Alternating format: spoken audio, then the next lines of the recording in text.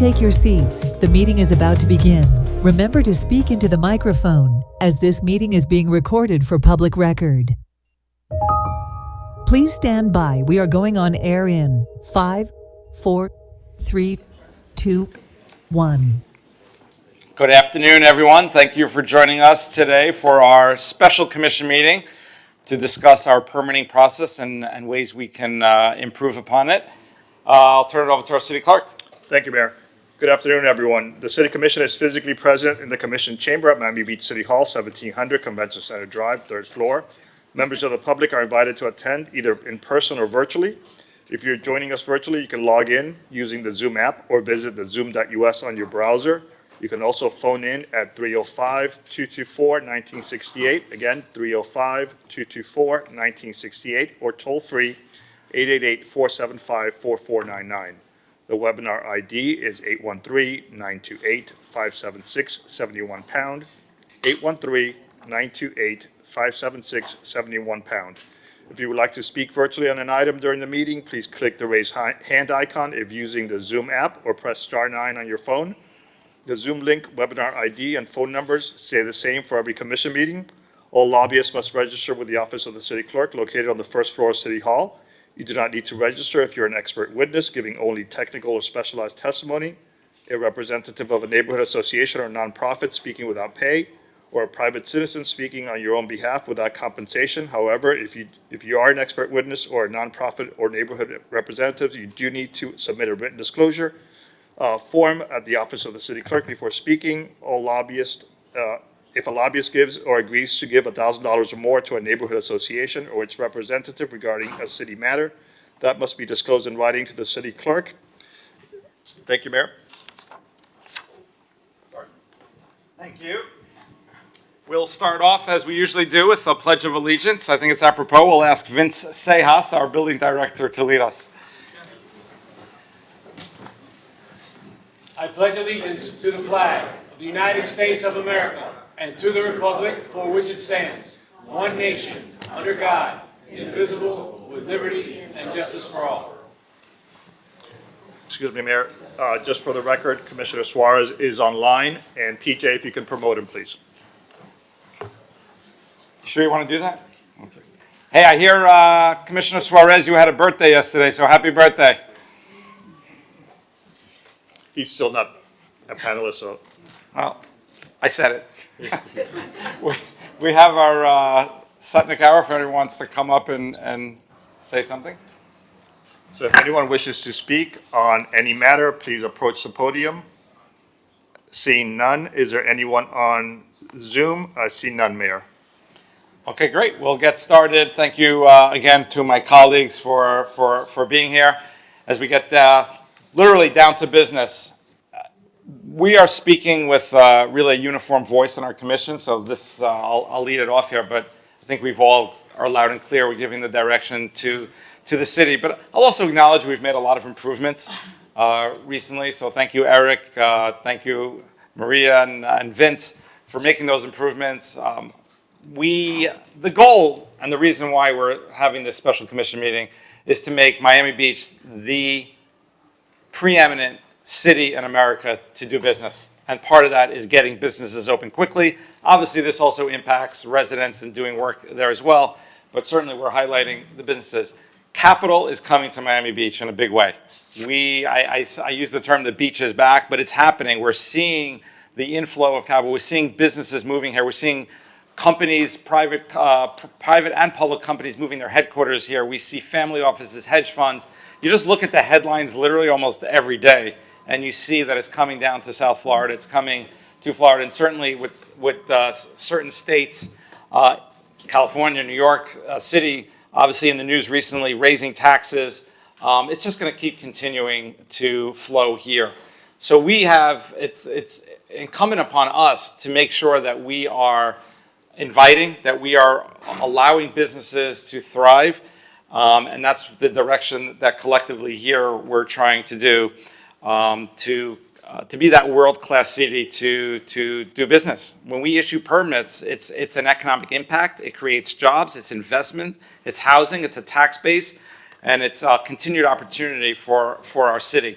Two things just today that happened. I visited early this morning our building department. Two things were going on simultaneously. One is the walkthroughs, which we do 3 times a week, and it's great to see in person, to see it working well, to see our residents and businesses giving me feedback how they're appreciative that we're doing the walkthroughs again, which had been on hiatus for a long time. But also the business ready, which we were doing quarterly, and now we're doing.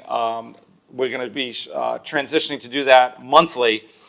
And what that does is allows business to get their BTRs, if they're small grants or business loans, really to help our businesses out. And you have all the departments there in one shot. After that, I actually went to FIU for an event, and Mayor Higgins was there, and I was talking with her.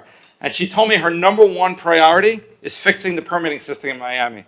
I'm like, wow, sounds like something I've heard before. So certainly that's top of mind across the board. So I just wanted to start that up. I know a lot of us have had legislation. I know you're going to be showing some slides, Eric, that shows, I think it's kind of across the board. We as a collective, as commission, I brought from the get-go legislation, but I know many others have brought legislation as well. So we're going to have the opportunity to push. But I think I think we could probably pinpoint several issues in our city that are #1 priorities. To me, obviously, and I think to most of us, public safety is always going to be paramount. But this is literally on that short list of issues that we really have to get it right. We have to do it well, and we have to make sure that we synthesize the process and make it easier for businesses and our residents to move forward. Because we're on an international stage now. We just had a Danish company that's moving their base down to Miami Beach.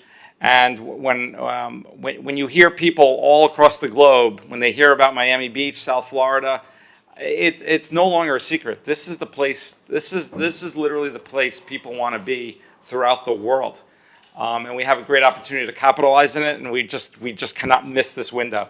It's too great, and we're shifting Florida and Miami Beach to be the #1 destination for people to live, to visit, but also to do business. So, thank you, Eric, for. I know you have a presentation, and obviously I want to hear from all my colleagues. Mm-hmm. Take it away, Eric. All right, thank you, Mayor. I wanted to say, first and foremost, we've heard all of you loud and clear that we need to do better as a city on the permitting front. I'm pleased to say that we've been on a journey over the last 2 years. So we're not starting this from ground zero. We're starting this from a place where we've already done a lot of the background work, a lot of the legwork that needs to happen in order to be able to effectuate positive change.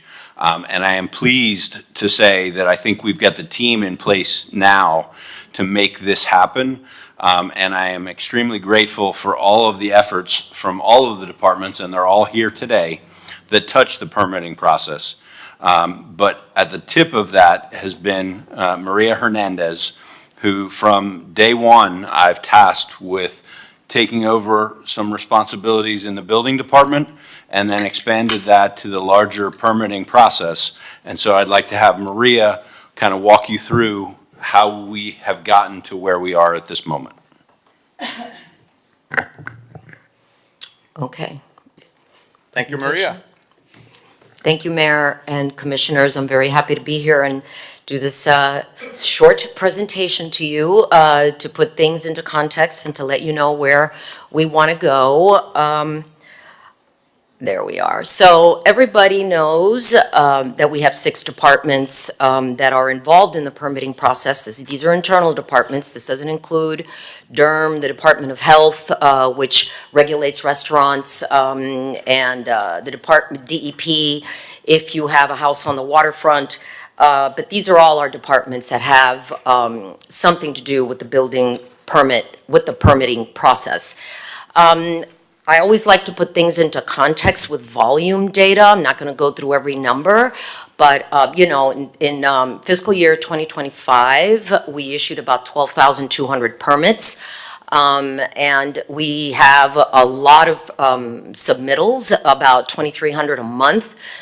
We also have about 5,600 inspections that we conduct, and our call center takes calls from a lot of different places, and it's about 4,200 calls a month. On the right side is, in any given week, what the volume is for the planning department. The certificates of use are a big part of that.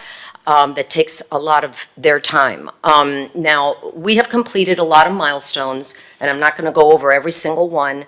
I think the biggest things that really moved the needle when we began is the fourth bullet on the left, which was when we reconfigured or overhauled all of the previous permitting types that we had, and we reduced them by about 100. So we had 250 permit types when we started, and we reduced it to 150. That took months and months of work because a lot of things had to be consolidated. On the right side, of course, launching our Phase 2 walkthrough, which included residential, and then Phase 3, which now includes business, has also been something that you'll see in other slides has really changed things going forward. Of course, we executed our city services concierge, also known as Decision Engine, and we also had to retrain a lot of staff, and that took the efforts of about 200 employees, and this was during the time that we had our consultant, Bob Moran, who is here today, doing those meetings with us and helping us get through that whole initiative. We've also done a lot of brochures, and we also have marketing campaigns. We send these out on social media. We also have them as handouts, basically trying to educate the public about everything. In this case, permits, violations, recertifications, business tips. We have done a bunch of these, and, you know, of course, there's going to be more to come. So then you all come into the picture in 2025, and a little bit into late 2024, there's been a lot of legislation that you all have put forth. I apologize in advance if I have missed anything, because I've gathered it from different sources. But this is everything from commission items to referrals, everything from the Permit Process Improvement Committee, which met for a year and then we sunsetted, from the get-go, which was Commissioner Minor's initiative, the pilot walkthrough, which was sponsored by Commissioner Dominguez. I'm not going to go through all of them, but it's safe to say that all of you have had a big hand in where we are today. Here's even more legislation, some of it which is more current, and then, of course, we'll have a chance at the end to talk about AI.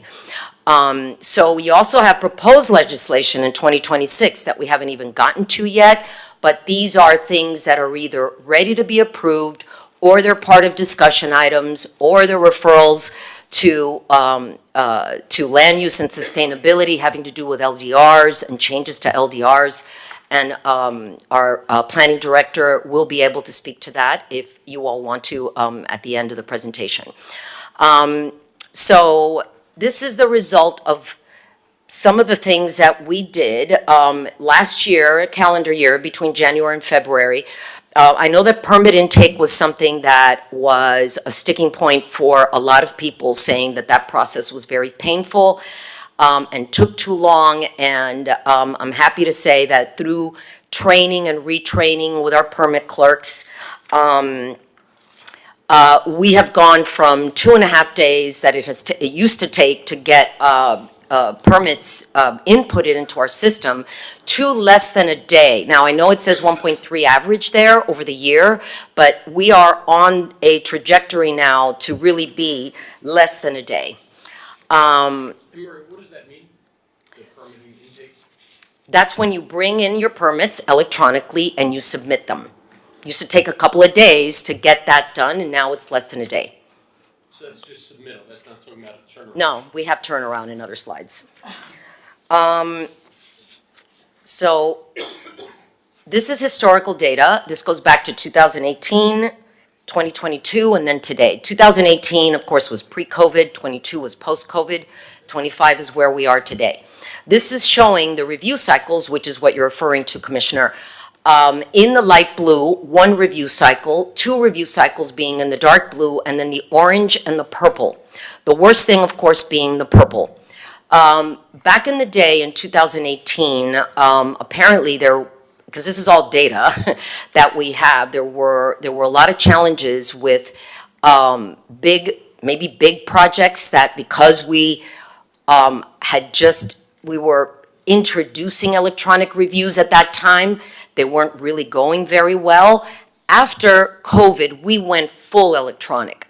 And after maybe the first or 2 years, 20 and 21, that it was a little training period on the electronic method, it sort of started catching on.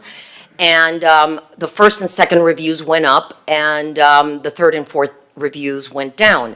Today, thanks to the walkthrough process, the fact that we also have over-the-counter permits, which don't even require a review, that first review cycle has gone way up, and today it is the most amount of cycles, review cycles that we have. So these are the numbers. 68% of all of our reviews are done in 2 cycles or less. When you add to that a third review cycle, which is not ideal, but it is sort of normal, you have 3 review cycles, which is just a back and forth 3 times, and then you get your permit.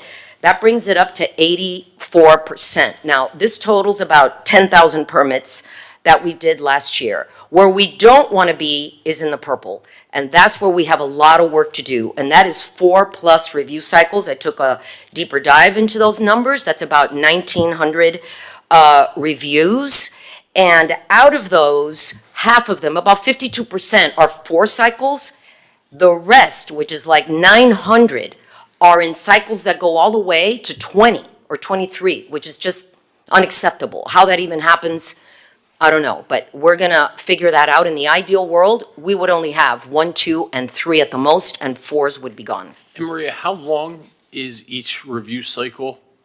I have a slide for that, and I'll explain that to you in more detail in a couple of slides, if you don't mind.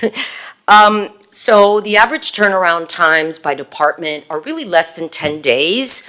Now, this also has been helped by the fact that we have walkthroughs. All these departments are involved in our walkthroughs. So this is an average. It isn't for every project, but it's you know, we're targeting a 10-day turnaround for all permit types, and everybody seems to be less than 6 days. So that is at least in the right direction now. Where things start, and this goes to your time question, Commissioner, and we have another slide afterwards. This shows how much the permits are with us and how much they are with the customer. On average, for all permit types, we have them for 5 business days. The customers have them for 10 business days. So it's a 15-day cycle for a review. So it's 67% on their side, 33% on our side. But where this, to your question, starts getting, you start figuring out the time. In 2025, we had 66 new construction residential permits. The average time with the city was 11 days, and the average time with the customer was 27 days. So that's 1 cycle for a total of 38 days. Let's say, and these are business days, so let's say that 3 cycles is okay. It's not ideal, but it's acceptable. If each of those happened in 3 cycles, we would still have a total of 114 business days where these things are being reviewed. And when you break that down into, you know, days and months, it's about 5 months, 5 3/4 months to get a permit for a home, like a single-family home. It's not as bad for building commercial alteration permits. It's the same formula, and that's if they were in 3 cycles. And if they were for business, it would be about 3 3/4. So it would be about a month better. But if it's a simple project and it's not very complex and we have that kind of time, it still takes a while. We did 3,300 over-the-counter permits. Those are very fast, so that has helped us move the needle. And since we opened up our walkthrough permits in July of last year, we've done about 408 permits issued. So hopefully that'll continue momentum and we'll be, I don't know, at 1,000, hopefully in 2026. Maria, can you go back to the prior slide, please? Sure. So we can control the average time with city. So if we are able to cut that in half, for instance, that'd be great. But at the end of the day, we cannot control the time with customer. Correct. Do you have any insight into why it's taking the customers 3 to 4 weeks to get back to us? I can tell you and I'm glad we came back to this slide because I forgot the first bullet, which is a major issue and it's very important. We get a lot of incomplete and incorrect submittals, and that automatically causes a review. So we're going through an exercise, or we're going to go through an exercise, it's in our recommendations, where we really try to figure that out and figure out what it takes to really get a complete and correct submittal. Because if we're acting as what we call in the industry a QA/QC consultant, quality control and quality assurance consultant for a lot of the people that are bringing these to us, those are reviews that we are doing that aren't even reviews. We're just telling them, listen, you're missing this, you're missing this, you're missing this. It's a waste of time. It's very cumbersome on our departments. And, it seems to happen a lot. We don't have a check mark that says incomplete in our database. I want to create it so we know how many of those we have.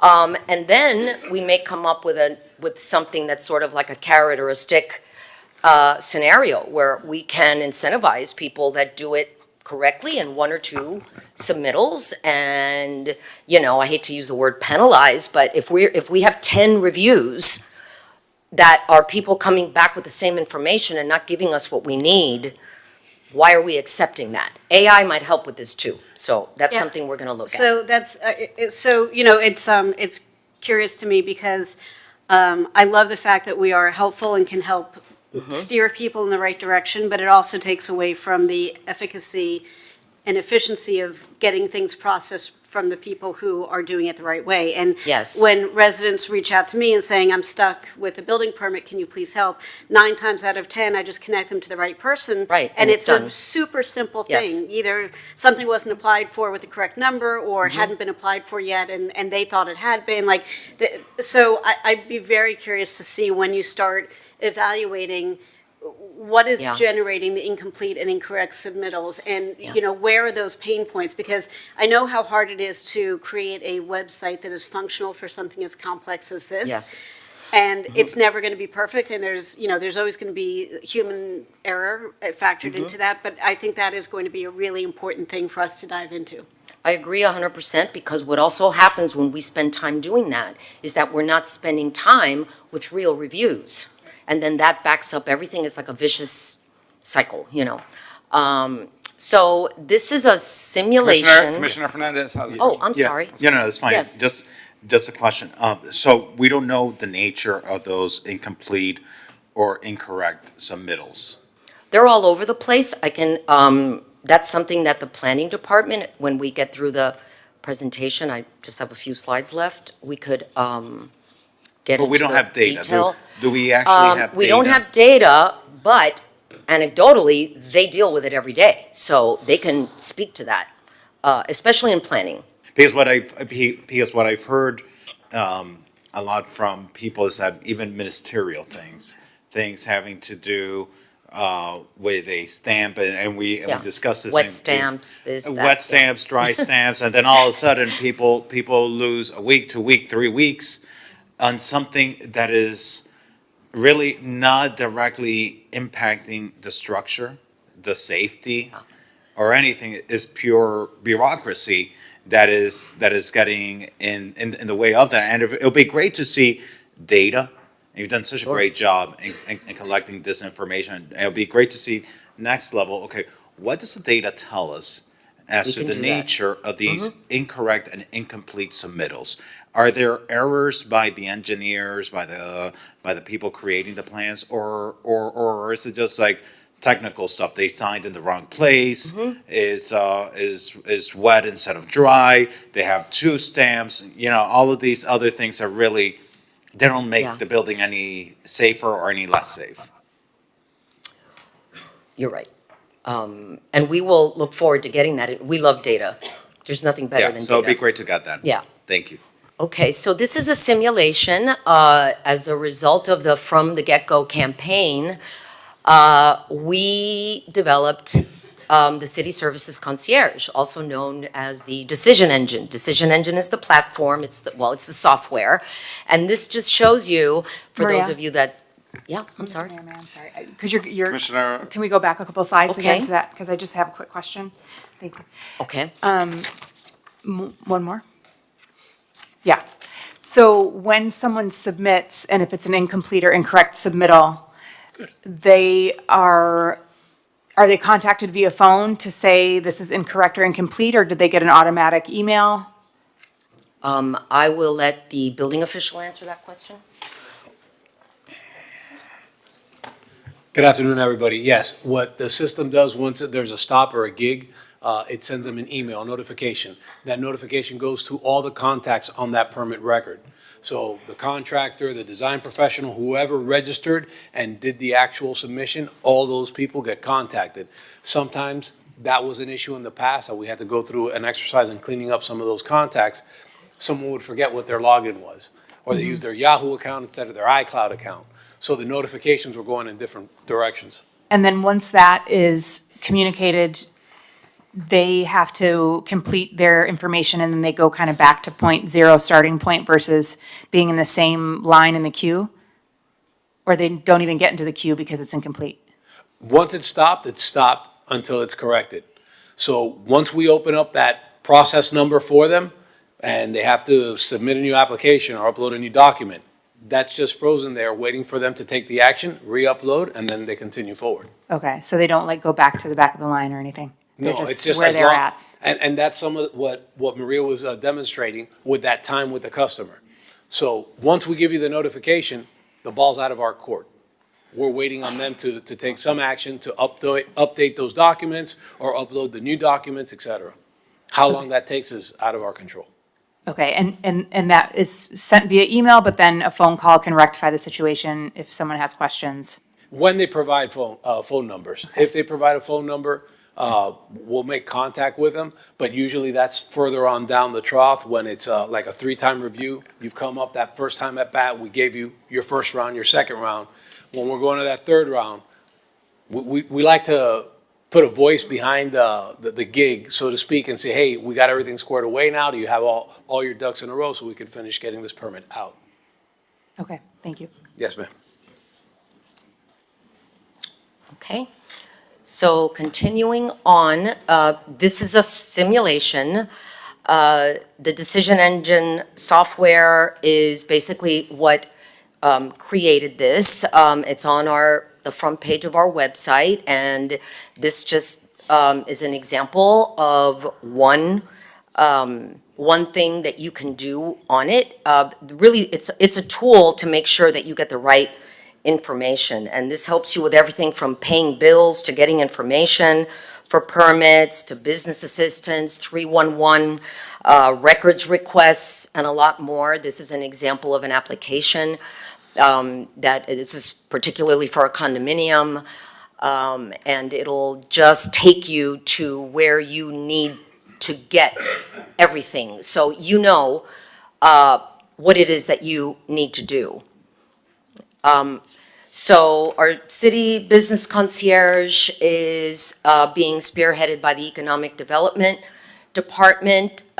We have, there's benefits that they have, such as guidance and assisting with navigating. They also have access to grants and incentives should businesses need that. Some of their activity is on the right-hand side from last year. They're doing a lot more already in this fiscal year. We have also just launched, yesterday is when we finished the videos 3 videos for Miami Beach Means Business. That's our new campaign. And PJ, if you could roll the tape. This is the one for Mika. Hi, I'm Natalia Morales. Welcome to Mika. Hi, we are Mika, the original Greek frozen yogurt. We are a premium frozen yogurt concept inspired by the authenticity of Greece, of the Mediterranean culture. We focus on high quality ingredients and a very carefully curated menu. And Mika is not just about an ice cream, Mika is about the whole experience. Miami Beach felt like a natural fit for our brand. It's vibrant, it's international, and it's really deeply connected to wellness, design, and lifestyle. The process was really intense, but it was incredibly rewarding. Opening a business in a city like Miami, it's always very challenging, but here in Miami Beach, they helped us along the process, and it was really easy for us to keep on going. If I had to give any advice to a new business, I think it would be like, be patient, stay consistent, and don't lose sight of the original vision. One thing I truly love about being part of the Miami Beach community is its energy and diversity. It's a place where people come all over around the world, and they get together, they bring different cultures, ideas, lifestyle, and yet there's a strong sense of connection and support. Thank you for coming to Mika, and we welcome new businesses to the community.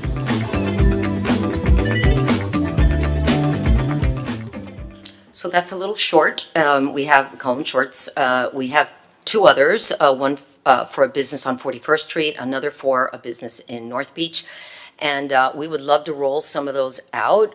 Also talking to CEOs that have decided to relocate their businesses here, and we can do a little short for them, having them tell us why they love being here and why they brought their business here. So that's a whole campaign that we have launched or want to launch like as of today. So certificates of use and BTRs are a very hot topic.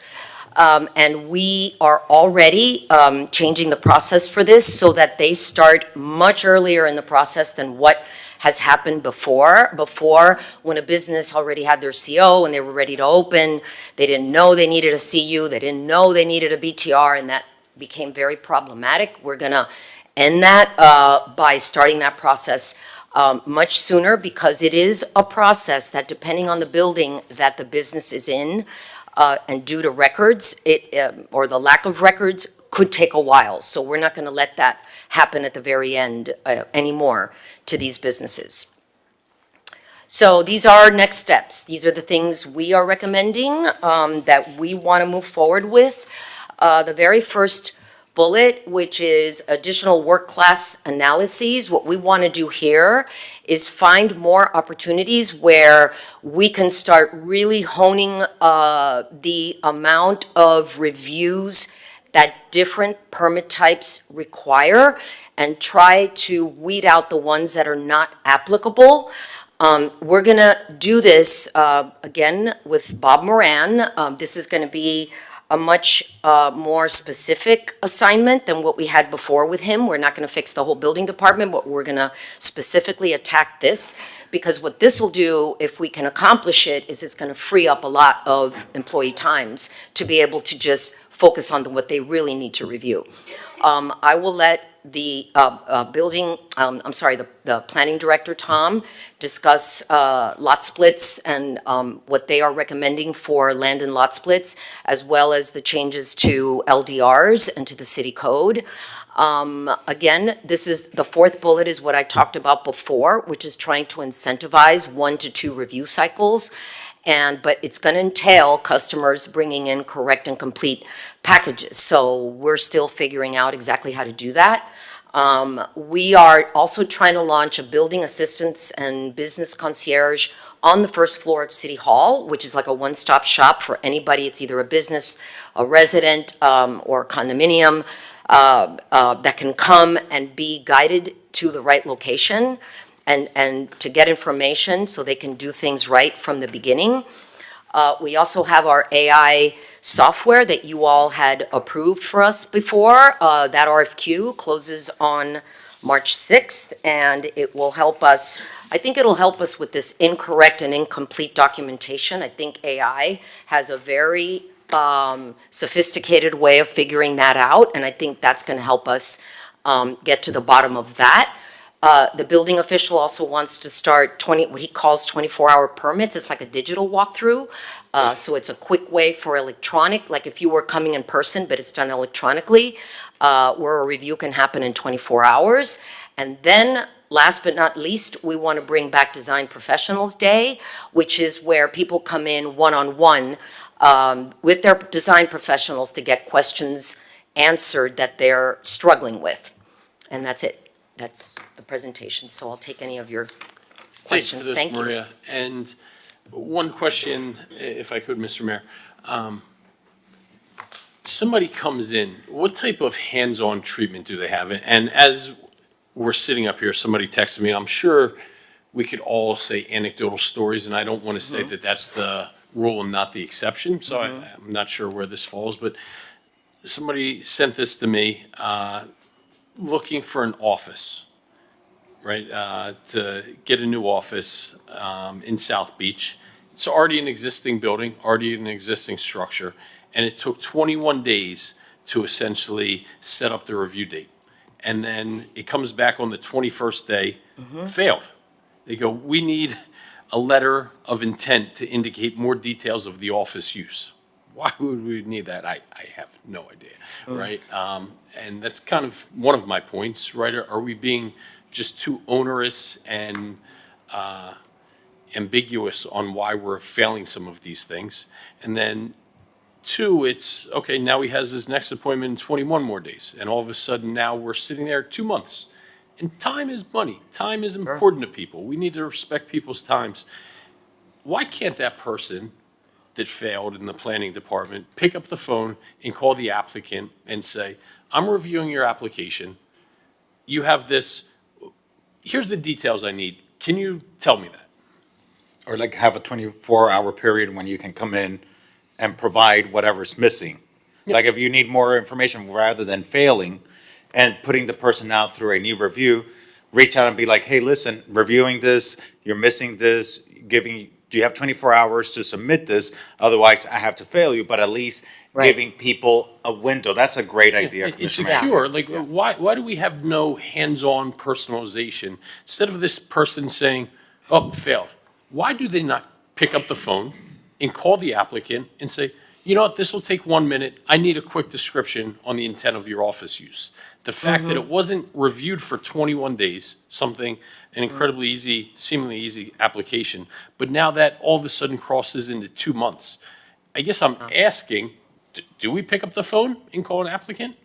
Well, I would say that to begin with, I think that's what our business concierge ought to be able to do. If it's a business and they reach out to economic development, that is their role, is to help them navigate through that Get and that, but try. just the normal process, right? Just the normal process. I'm a normal guy. Nobody wants to coordinate with 40 different departments in the city. I submit my plans. I'm waiting. For some reason, there's something that's wrong with the application. Why is this lady that's sitting in the planning department just going fail? Why does she not pick up the phone and call the applicant and say, sir, ma'am, I need 1 minute of your time. Can you explain what the details of the office use are?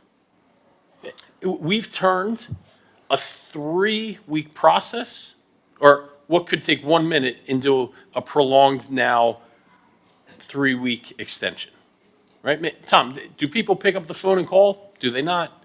Should we not? I think to your point, yes. I mean, people should. They call should, do people they? when they do that. My staff will typically call people when they return or when they reach out to my staff to ask them with a specific question.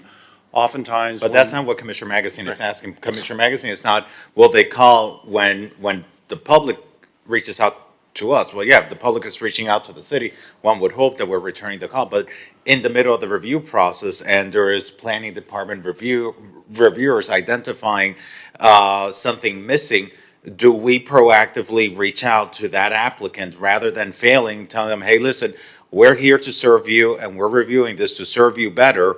We're giving you 24 hours to give you the opportunity to fix this rather than to gotcha, failed you. Now you have to wait 21 days. As a matter of course, that's not something that we do with every single application. There could be instances where if something has been submitted more than once, a proactive call is made. But as a typical course of the review, we provide the initial comments via email. So would that not make sense? Is there something that I'm missing why that's our standard protocol? Because we're essentially just prolonging for weeks what could be solved by picking up a phone. Is the planning department staff and all the departments that are involved here, are we all working in person from City Hall? Yeah, Yeah. So people, would they be able to come in to cure this? So the 3 walkthrough days, Yeah. we have the opportunity for people to come in. We also will set up appointments, or if people reach out, I mean, we frequently will respond via email or call people back same day. And thank you for that. But for this, what we're pointing out here, it just seems as if we're being paper pushers instead of trying to solve a problem, right? If my intent was just to do the process, I'd take a look and go, oh, they're missing data, fail, right? If my only intent was to clear my numbers and, hit that. But if my intent was to be a public servant and serve our city and serve our residents and find a solution, I wouldn't sit there and go on the last day of the application, well, fail, I'll see you again in another month. I would say, Mike, Harry, you know what? I'm looking at your application right now, and you're a bit ambiguous about what the usage of that office is. Why don't I walk you through this for the next minute?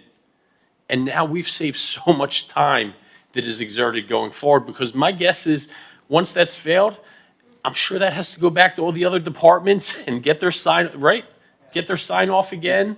And also, one of the bigger issues is once you fail them, and they have to go back and now come in for another review, what I hear a lot is that then they have a different reviewer. Mm-hmm. And now that reviewer might pick up on other things that were not identified the first time around. Whereas if you start from that first review, and to Commissioner Magazine's perhaps most incredible and enlightening point is communication. Communication. We are here to serve these individuals. It's not a test where you pass or you fail. Our goal should be not to fail you, but to help you pass and get your permit. If you're missing something, okay, rather than fail you, let me call you. Let me give you a grace period during which you can bring this in. And if for whatever reason, you have to come back, well, then at least do it with the same reviewer.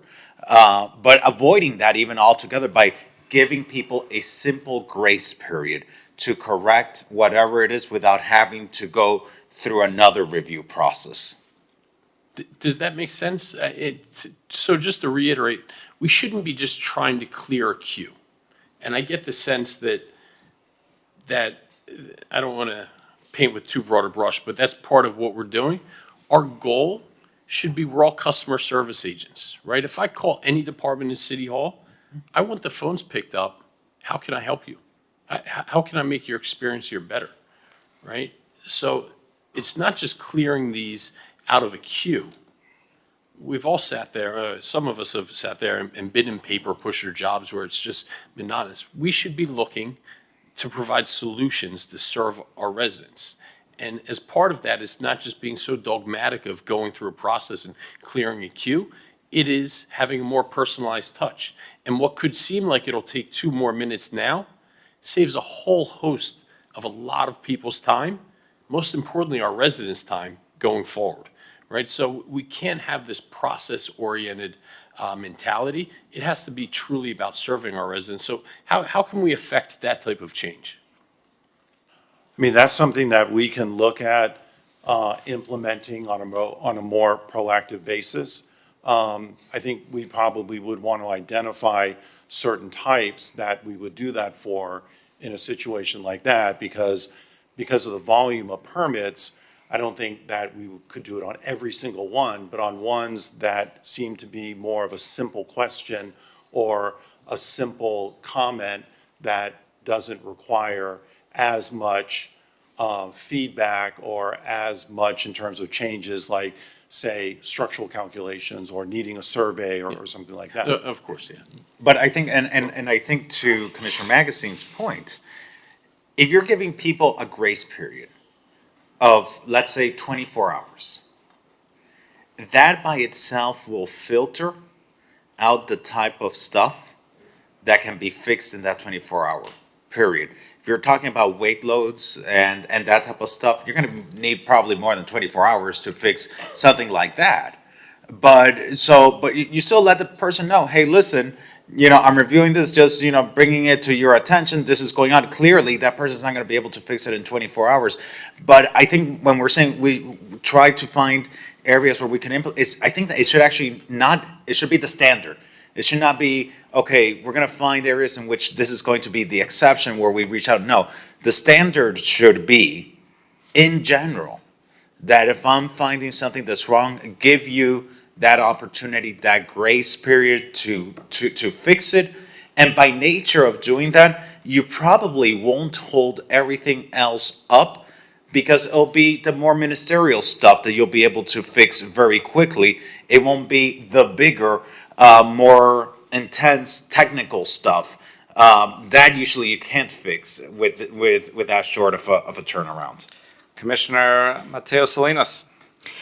I just want to express that I agree with what Commissioner Magazine and what Commissioner Fernandez is saying, and I think we're all on the same page here when it comes down to the communication of staff being helpful when someone is about to fail. Is there a way that we can call them, like they were saying a few days before, saying, hey, you're going to fail your plans because you're missing XYZ. Can you get that to us in 48 hours or 3 days or whatever that time window is? And I don't know what an acceptable time window is, because I feel like when we give people this feedback on the front end, it might seem like it takes more time, but then it shortens the time that we have to spend on a certain case in the long term, because then they might be able to fix their issue, and instead of being rejected and then sent back to zero, now they can just get passed on the first round instead of having to deal with it again in another 21 days.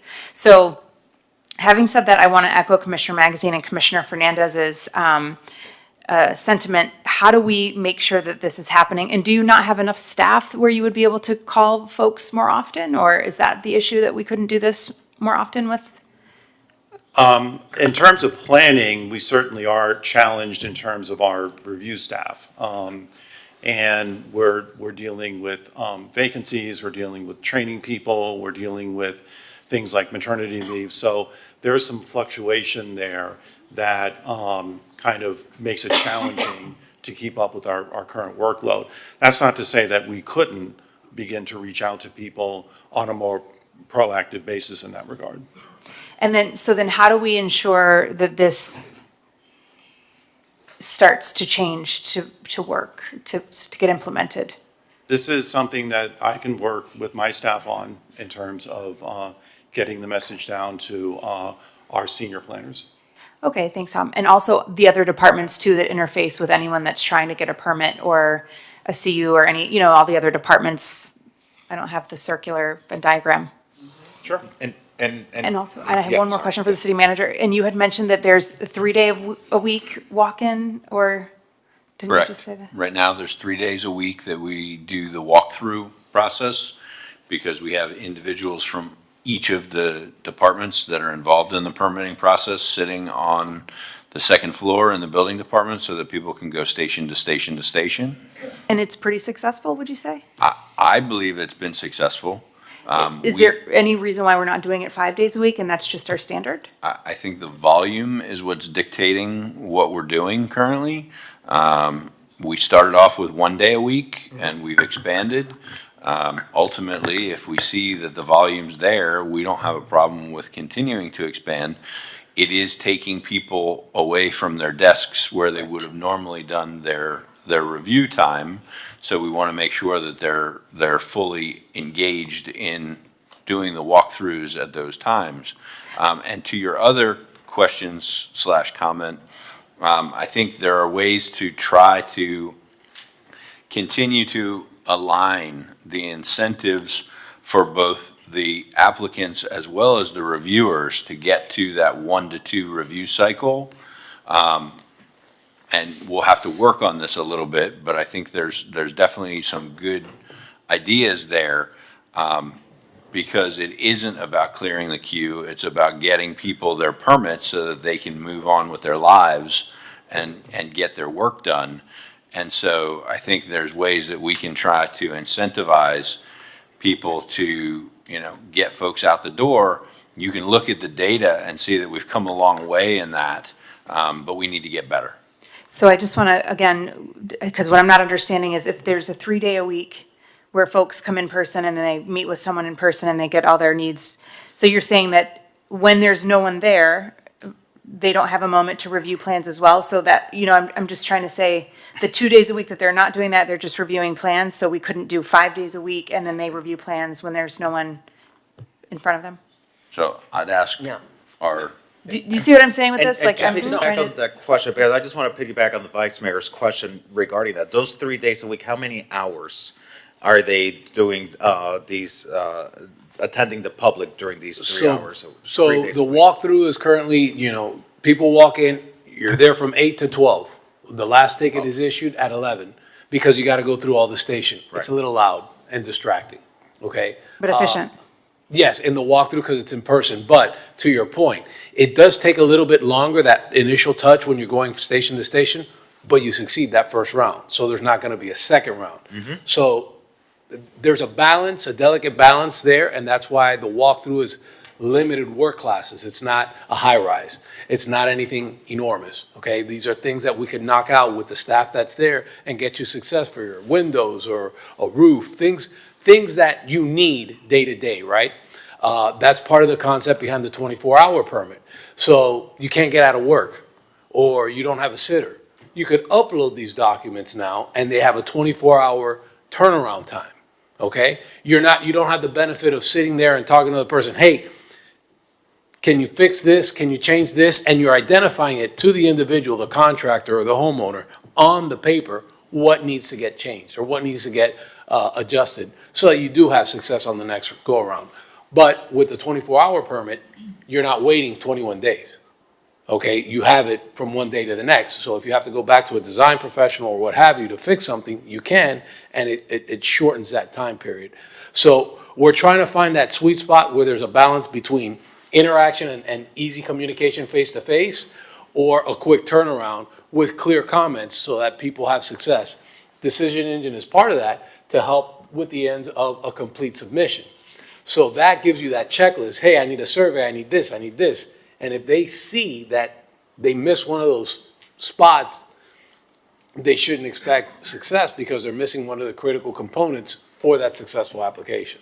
So just so I understand, and then I'll shut up. 3 days a week from 8 to 12, there is a walk-in process and every single department is there to clear permits. And so it's realistically the quickest in-person, people will help you 3 days a week from 8 to 12 on the second floor. And you're dealing directly with a person, yes, ma'am. From each department that needs to be, Yes, ma'am. okay. But it's a limited scope, Commissioner. It's not, you derm. walk in, No, right. no. We have the It kiosk has to for be that. limited. Okay. It's not like Well- 100 sheets. It's small Sure, things. okay. but we also, go ahead. And it's also residential, but also commercial. Commercial. So if someone wants to open a business, they Yes. can do that, or if someone Correct. wants to redo their bathroom, they can do that. Correct. Okay.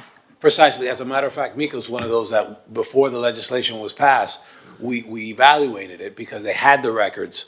It was so, I don't want to say pedestrian, but it was something small enough that we could run it through. The first time they came through, there were a few gigs.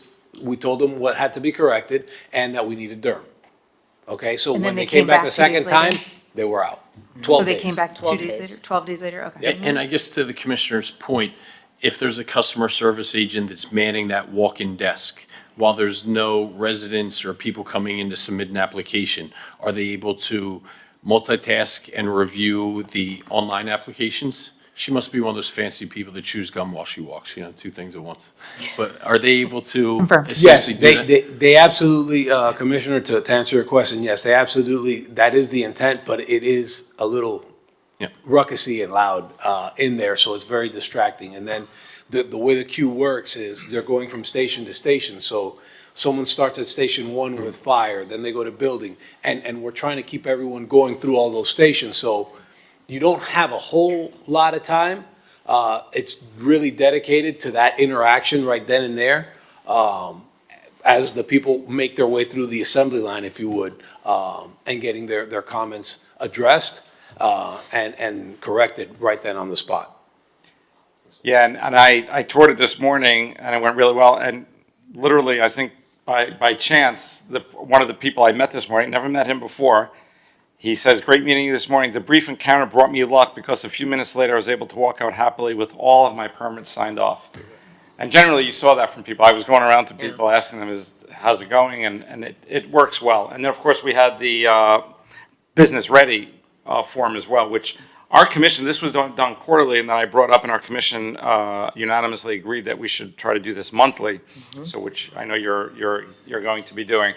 So that's helpful as well. I have a question. So how are the salaries, how's the compensation structure for the reviewers? Is it a set salary and it's completely independent from any factors relating to the review? How does it work? Well, we pay our individuals a salary based on their credentials. If they're going to be an inspector, that's just one credential. If you're going to be a plan reviewer and inspector, that takes 2 credentials from the state. Locally here in Miami-Dade County, we have additional requirements that no one else in the state has. That's a result of having been at this since 1957. We have a Board of Rules and Appeals that also requires certification. So in Miami-Dade County, anyone that you see in my staff that's a building inspector or a plan reviewer is either a contractor as well, an architect, or an engineer, okay?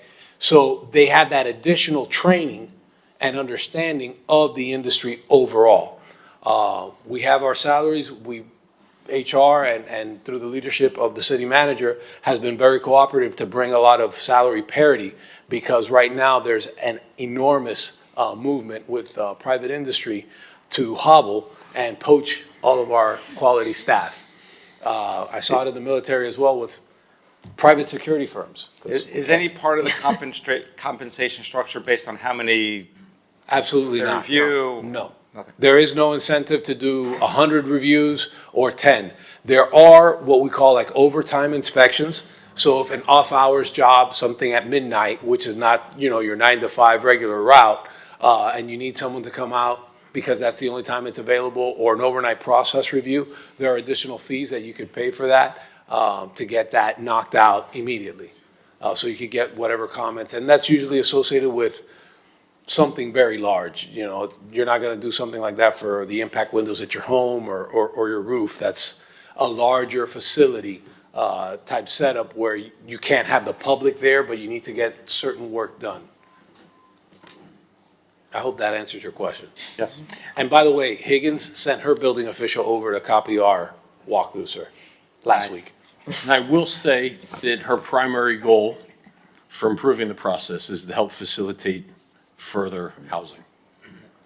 So let me ask this, because I do think that the point that Commissioner Magazine touched on, it's, whenever we've seen an issue in government, whether it be capital projects or contract or anything, it boils down to communication.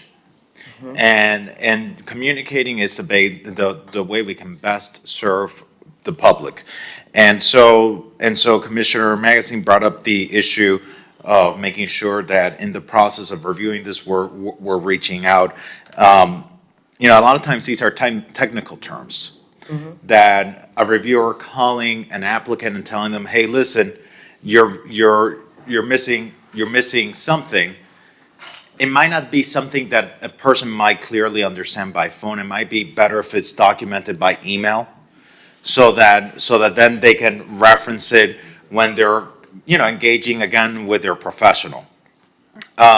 Is there a way to do that rather, and I don't know if Tom, Vince, Maria, rather than it just being a phone call, can it be an email where it's documented, and now we also have, for tracking purposes, we have that email, it's timestamped, and it gives the opportunity for the person then to respond with whatever it is that we're asking them for. To those ends, that is already in state statute. I'm not going to get into the numbers because I know you guys don't like the numbers, but that is a mandate and that's part of the system. So every time that we provide a gig, we have to identify the code section that makes that application non-approvable.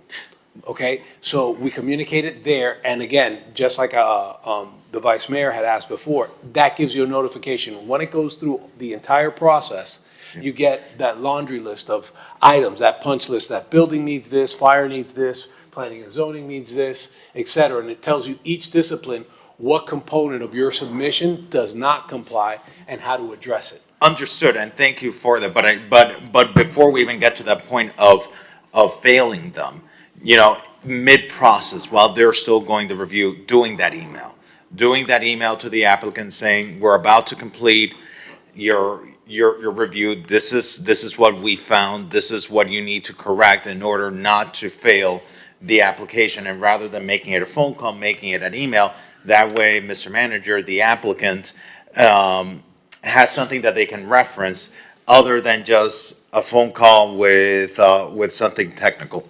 So the only thing that I can equate it to is way back in the Stone Ages when I was the Public Works Director in another municipality where I had to review the permits personally.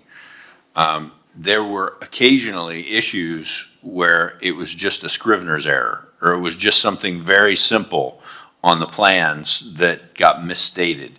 And I would call the engineer of record and I would say, hey, did you mean to say this on the plans? And then I would get them to come in and do a strike through and initial the change. Something along those lines. I just think we have to be careful because there are certain circumstances where people will claim that you changed their plans or something.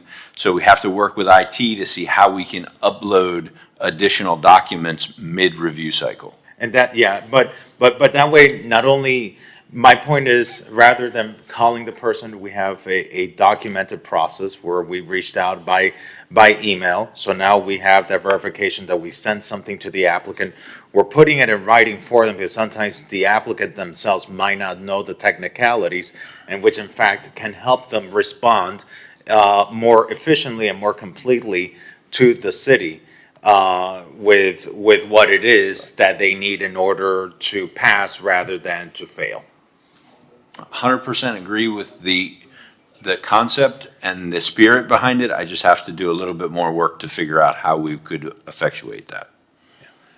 And Commissioner, to your point, that's something that in Design Professional Day, you could sit down, you uploaded your corrections, and you sit down with your reviewer. Hey, look on this sheet, this is where I corrected this, and this. You're done with that person or that discipline, you go to the next one and you knock it out, okay? That's something back of the Stone Ages that we used to call like a super reviewer, but it was done in paper at that time and you go literally station to station. In this modern digital medium, that's probably the fastest way to address that, and it's gonna really change the needle or push the needle in a positive way for those larger jobs that have several comments.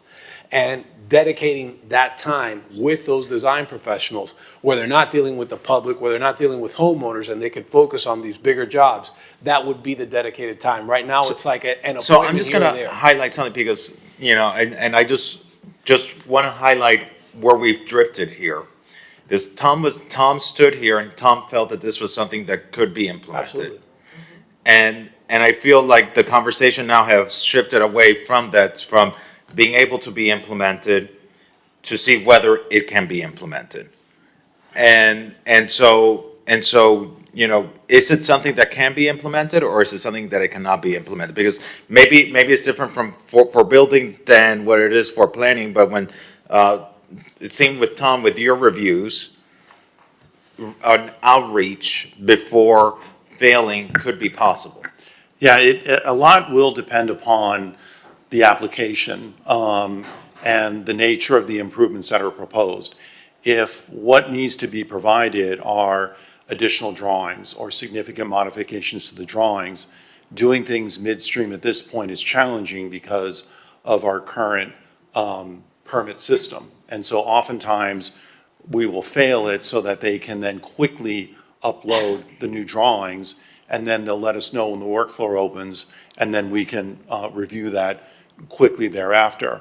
What I was talking about in terms of the phone call is if it's a very narrow issue that is more of a narrative, and they still might need to update the drawings, but rather than just putting in a comment that they will get electronically, picking up the phone and saying, hey, this seems pretty minor, if you just can provide this, this should move this along, or I need to clarify, what is it that you're doing here? But Tom, I guess the problem is that people are not being failed on the 5th day, so that then they can come in and the following day and bring in whatever corrections. They're being failed on the 21st day.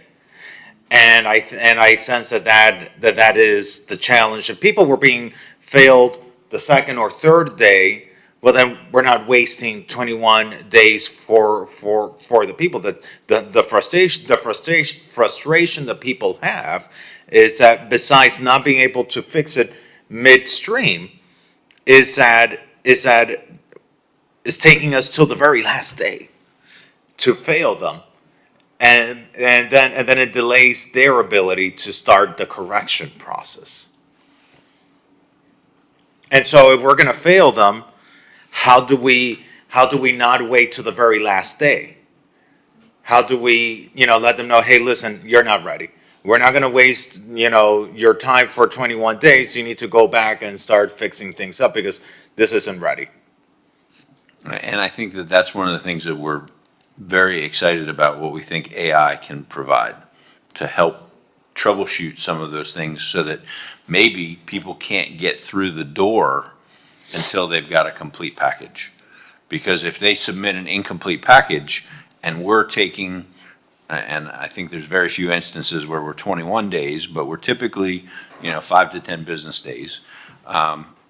We're taking 2 weeks to do it. We want to give them the feedback before they have to wait 2 weeks to find that feedback. And I think that that's where we could get some benefit from some of these, AI processing. Mr. Mayor. Commissioner Mateo Salinas. Thank you. So again, I just want to, I feel like we're talking in circles, and I don't know what the holdup is, or the disconnect rather. So what we're requesting though is that it's implemented, that before waiting to the last 21st day of the process, to call the applicant on the phone to say, hey, provided it's simple enough to do this, because I get it, sometimes they're missing a notary from a lawyer in Italy, I don't know. But so we call them and we say, you're missing X, Y, and Z. Can you get that to us before we fail you? Because my idea is before they fail, they have some time to modify, so that way they don't get that first failure. So that way it doesn't trigger to go back to the drawing board. Is that possible? Does that make sense? Yeah. Again, yes, that would be ideal. And again, but there are limited things, like you said, technical drawings, that's gonna take, calculations, redrawing, redrafting, that's a heavier lift. But, hey, you forgot to submit this affidavit, or absolutely, that's something we could definitely work on and implement into our SOPs.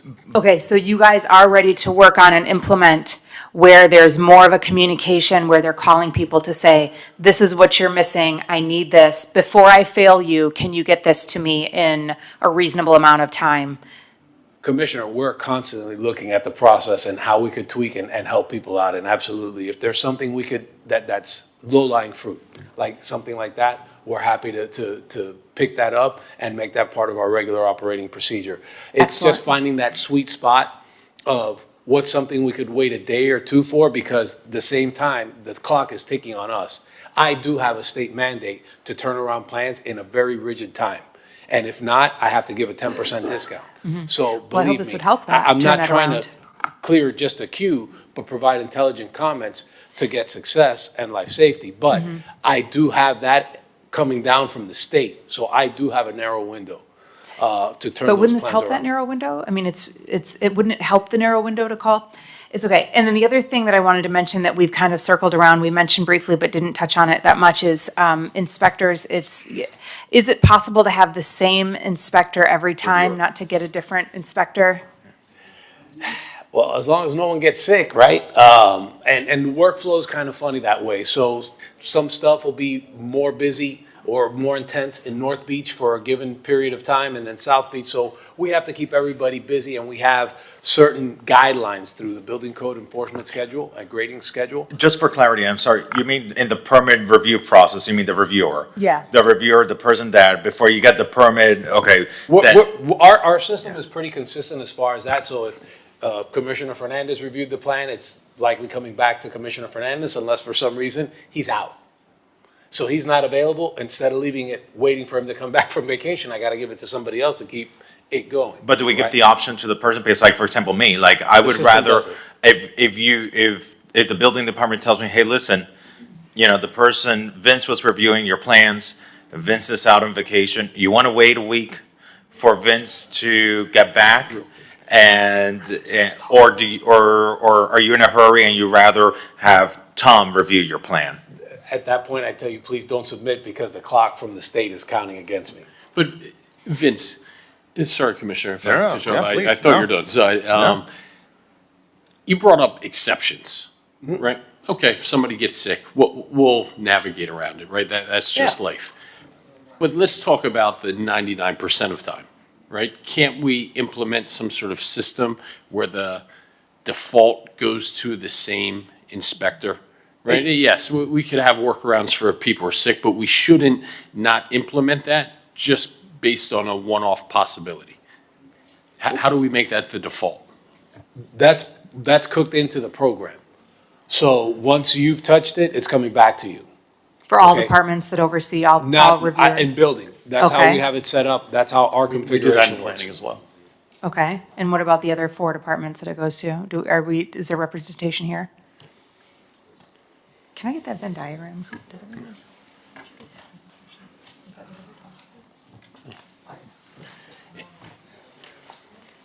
And also, I don't know if we have this data, but is it common that when something is resubmitted, there's a change of plans, that it'll fail from a department that previously passed it? Generally speaking, no. That was one of the first corrections that we did when I started here, that it wouldn't go back to all the departments again. So as you passed disciplines, you wouldn't go back to that discipline. Now, in correcting one feature, perhaps, that reviewer sees, hey, now they changed your egress path, your escapability, let's say for a building. Then they might cue it back to a previously approved section like building or fire in that instance. But to beyond confirm, that, though, we've already tackled that we issue. tackled that. That's one of the it things going that back. helped move the needle to less reviews, because now we're not going back through that washing machine again and again and again. Once you've gotten your approval, you keep going, and that one's in the bag, you just keep going to the other disciplines. And while we're looking to make this even more efficient, please don't anybody take that as any indication that we're not incredibly appreciative and grateful and recognizing the progress that we made. We're just looking to fine tune this even more. Always. May I also say something? Commissioner Bott, yes, of Thank course. you. Thank you, Vice Mayor. I would definitely rather wait than get a different inspector on my project. And in addition to that, how do we eliminate the comments that I received when, years ago at a different house, a second inspector would come in to check on the work that was requested by the first inspector. It was a different person. And instead of looking at the notes that were in the plan and the requirement that had been addressed, the second inspector said, well, that's not how I did it in where I used to live, and therefore it's not okay.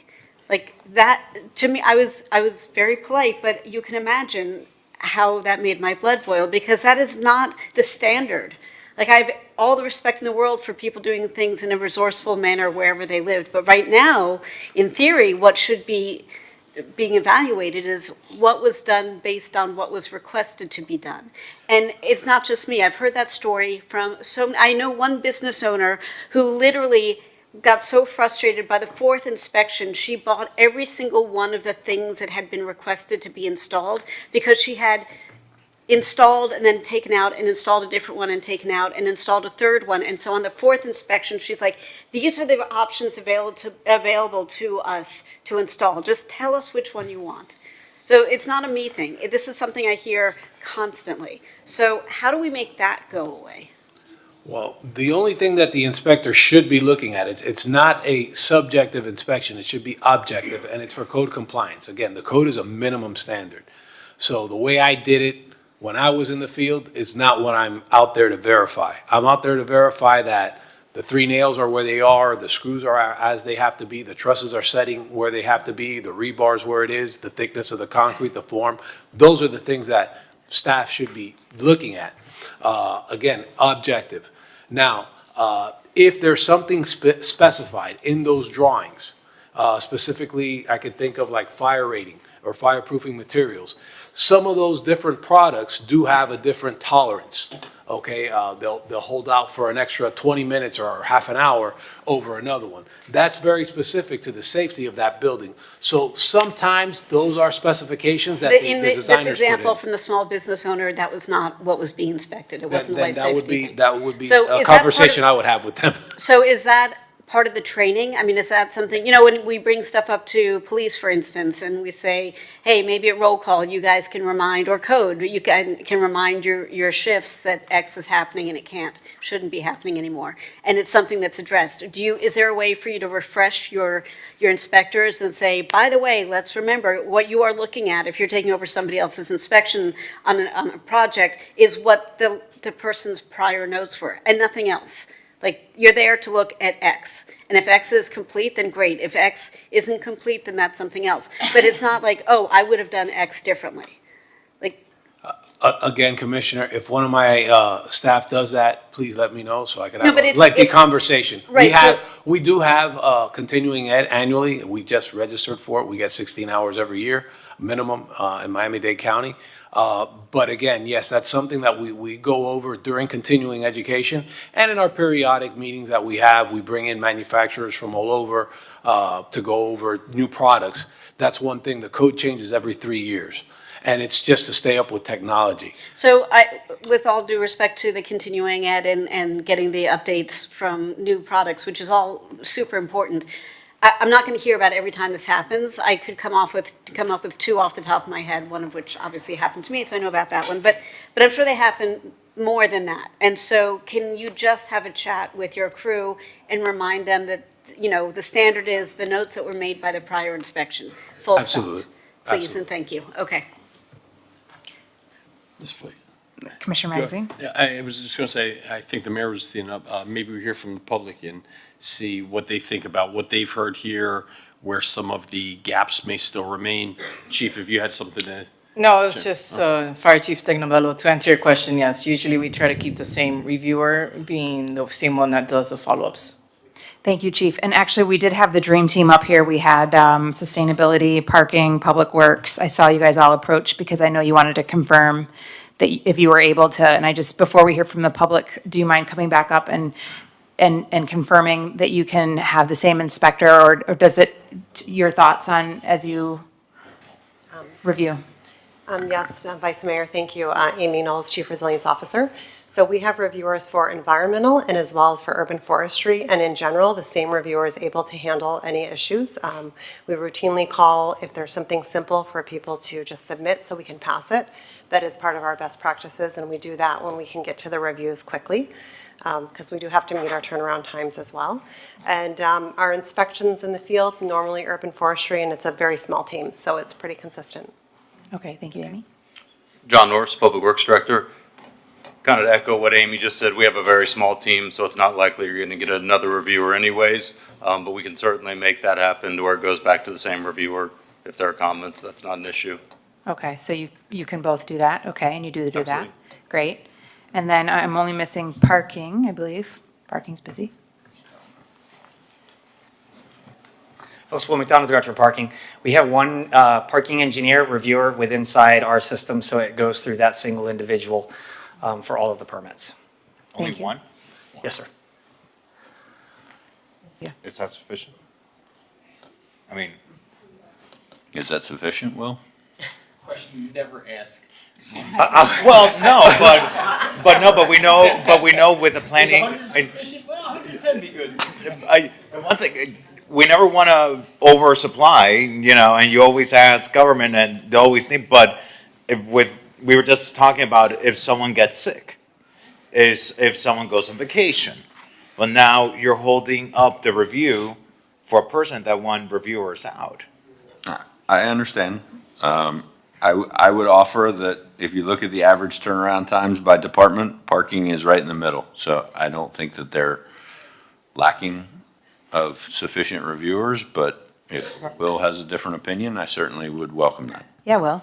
Do you mind if I go with Commissioner Magazine and say I'll take 110, sir? Is that an option? So we're, right now that position is bifurcated. We've identified that we could have that position focused a little bit more on this permitting system when you brought parking into the conversation, probably, since the day I've got here.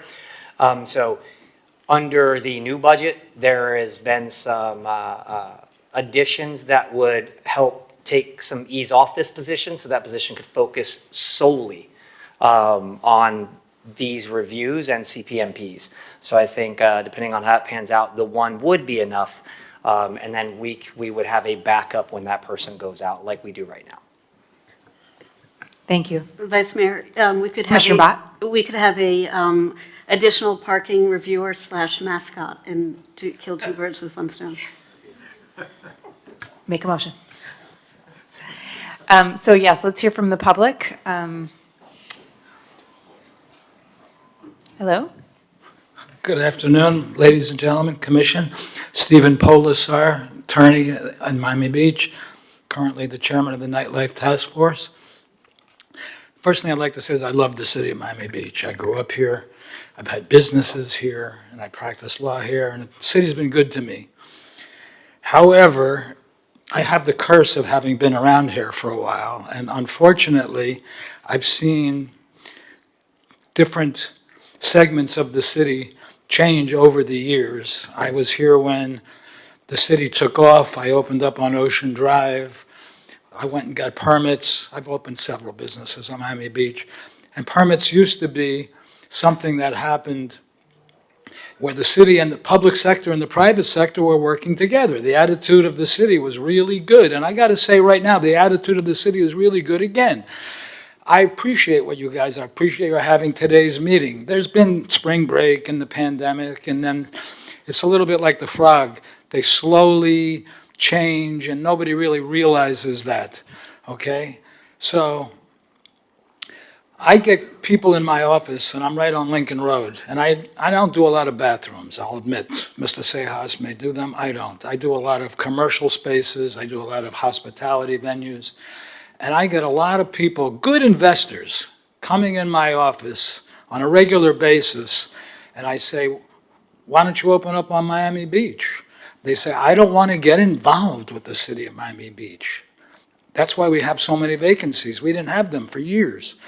And I'm making as much money now as I did in the old days. It's not personal to me. They'll open up in Coral Gables, they'll open up in Doral, they'll go to North Miami. I'll still represent them. And those places, you call them up, and the commissioners like Magazine and Fernandez said, and I had an opportunity to meet with Mr. Carpenter, the city manager. I had a meeting where Mr. Sejas was there. I had Ms. Hernandez was there, Carmen was there, Mr. Mooney was there. And we were able to establish a lot of issues that were brought up today by the city commission that make a lot of sense. Let me just say two things that came out of those meetings. One, the walkthrough process, which should be mentioned today, is limited to 2,500 square feet, okay, which doesn't cover a lot of great places. Number two, it was brought to my attention, I won't mention who brought it up or what division it's in, because if I have another meeting, I'd like them to show up. But that said, they said they need more money from this city. They have 12,000 applications, ladies and gentlemen, with one person that's reviewing them, okay? Nobody's going to tell you that. I'm going to tell you that, because that's one of the things that's slowing things up. And Fernandez brought up the 21 days. I have landlords who call me up complaining that they cannot get a tenant because it's taking them so long to give free rent.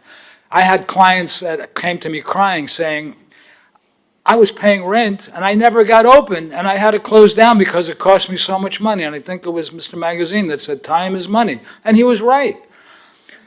And then the mayor said, we're growing again. ladies and gentlemen, this city needs to, I think we have to separate maybe the commercial from the residential. I don't know that the walkthrough for a bathroom or a backdoor fence is the same as a guy that's paying rent to open up a hospitality venue, but I would make a recommendation that we take a look at that. Mel Schlesser, who's here, who used to be the chairman of the planning board, is going to speak after I do, and he's going to explain to you some of the problems as he's encountered as a landlord. And I have Josh Robbins, who's a big property owner. He's going to explain to you some of the problems he's encountered. And you guys are the mothers and fathers of this city. You guys are going to go back to whatever you're going to do. You've asked the right questions today. Let me make one last suggestion. I suggest that the private sector and the public sector work together. The public sector is trying. I'm not saying they're not. They're getting a lot of applications, but what they would require, I think, is a little input from the private sector. So some of the guys that have come up today, they're at the top of the food chain, but people lower down have a different attitude toward how things are run. So I would suggest let's have a meeting of the private sector and the public sector on the building permits and see if we can't come up with a more streamlined, faster permit. And this will help the residents, it'll help the city commission, it'll help the businesses, and help City of Miami Beach. Thank you. Good afternoon. I'm sorry for the late hour. I need to leave. I have an appointment, but I did want to just say, I'm not here to complain about anything, just bring something into the light. And Steve and I just finished a deal. He was representing a restaurant, and of course it was at my building, and it's going to be a very special place that's going to happen.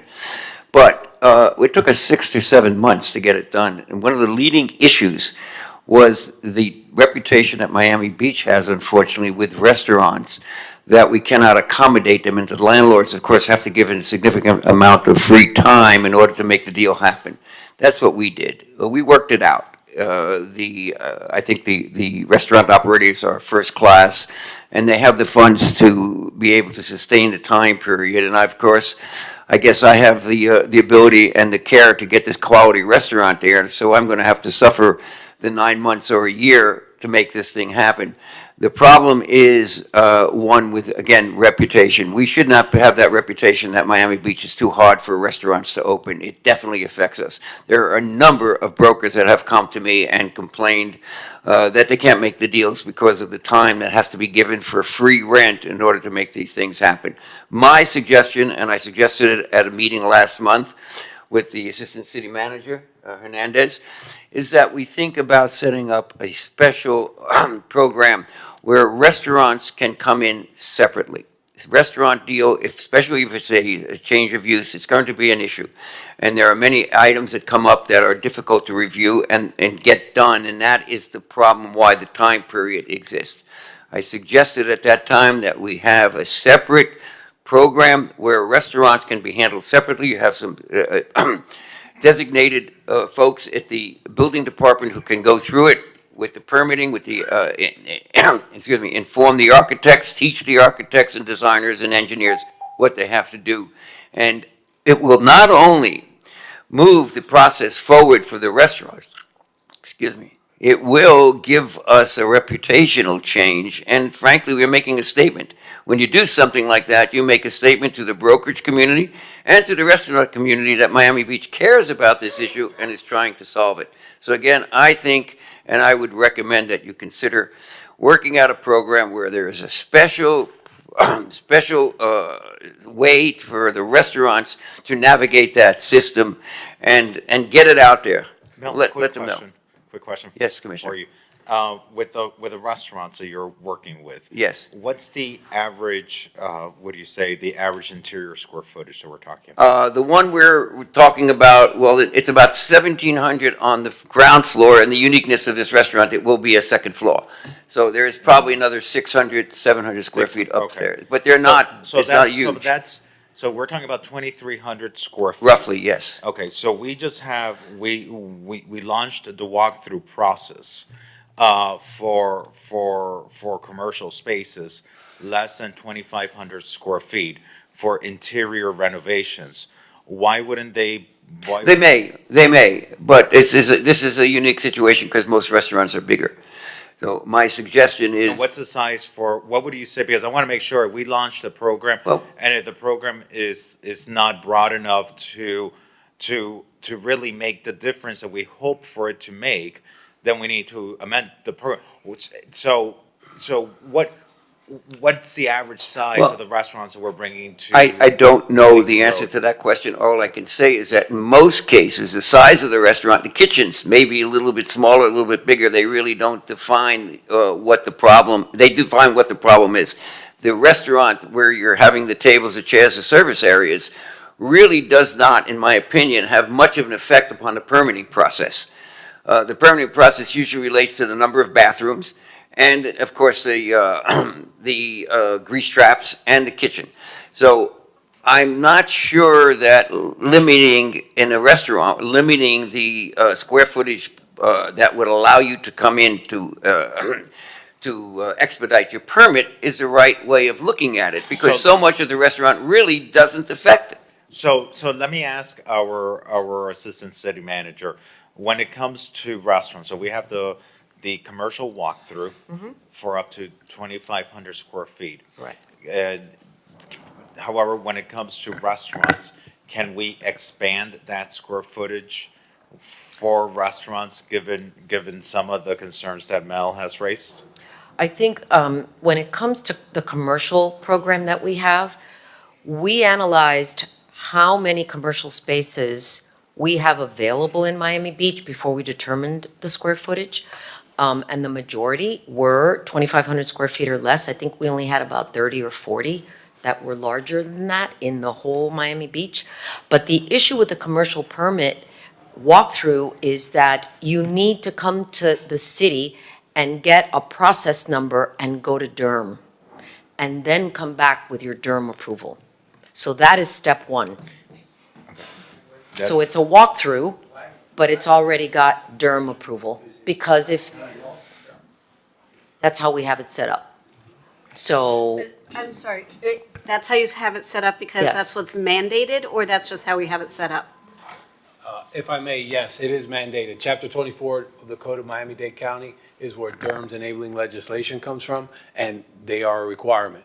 We can't issue the permit until their approvals But I think, given. but Durham has to review it before we're able to review the permit. We could review concurrently. We could work at the same time, but they need our process number so that the two processes are married.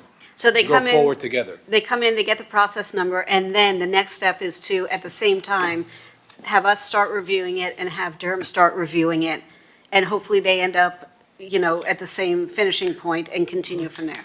Correct. That is the concept of the concurrent review, and that was one of the wonderful things that digital review was going to bring into the industry. But yeah, they could happen concurrently, and we are required to have Durham. There are pertinent law and rules specifically for restaurants. And coincidentally, the FOG, Fats, Oils, and Grease program, which is what really makes it an arduous process for a restaurant. Yeah, but if they can work simultaneously with you, it Absolutely. would save a lot of time. Yes. And again, my suggestion was, and we spoke about it at that meeting, Mary, that you have a special program for the restaurants, and it will be to accomplish two things. It will, of course, accomplish some sort of expedition of the expediting the restaurant permitting, but it would also make a very big statement to the restaurant community, to people who are investing in it, and to the brokers. It's really disappointing to hear, because I've been here a long time, I've done a lot. Also, as Steve has said, we worked together many years. I don't like to hear these restaurants say, oh, I don't want to come to Miami Beach, or it's too costly, I'll go somewhere else. So we need to make a positive statement. And I think setting up a special program will make the statement, as well as get the restaurants open quicker. So I'll leave you with that. Please consider it. If there's any questions? Thank you. Hello, thank you guys for letting me speak here today.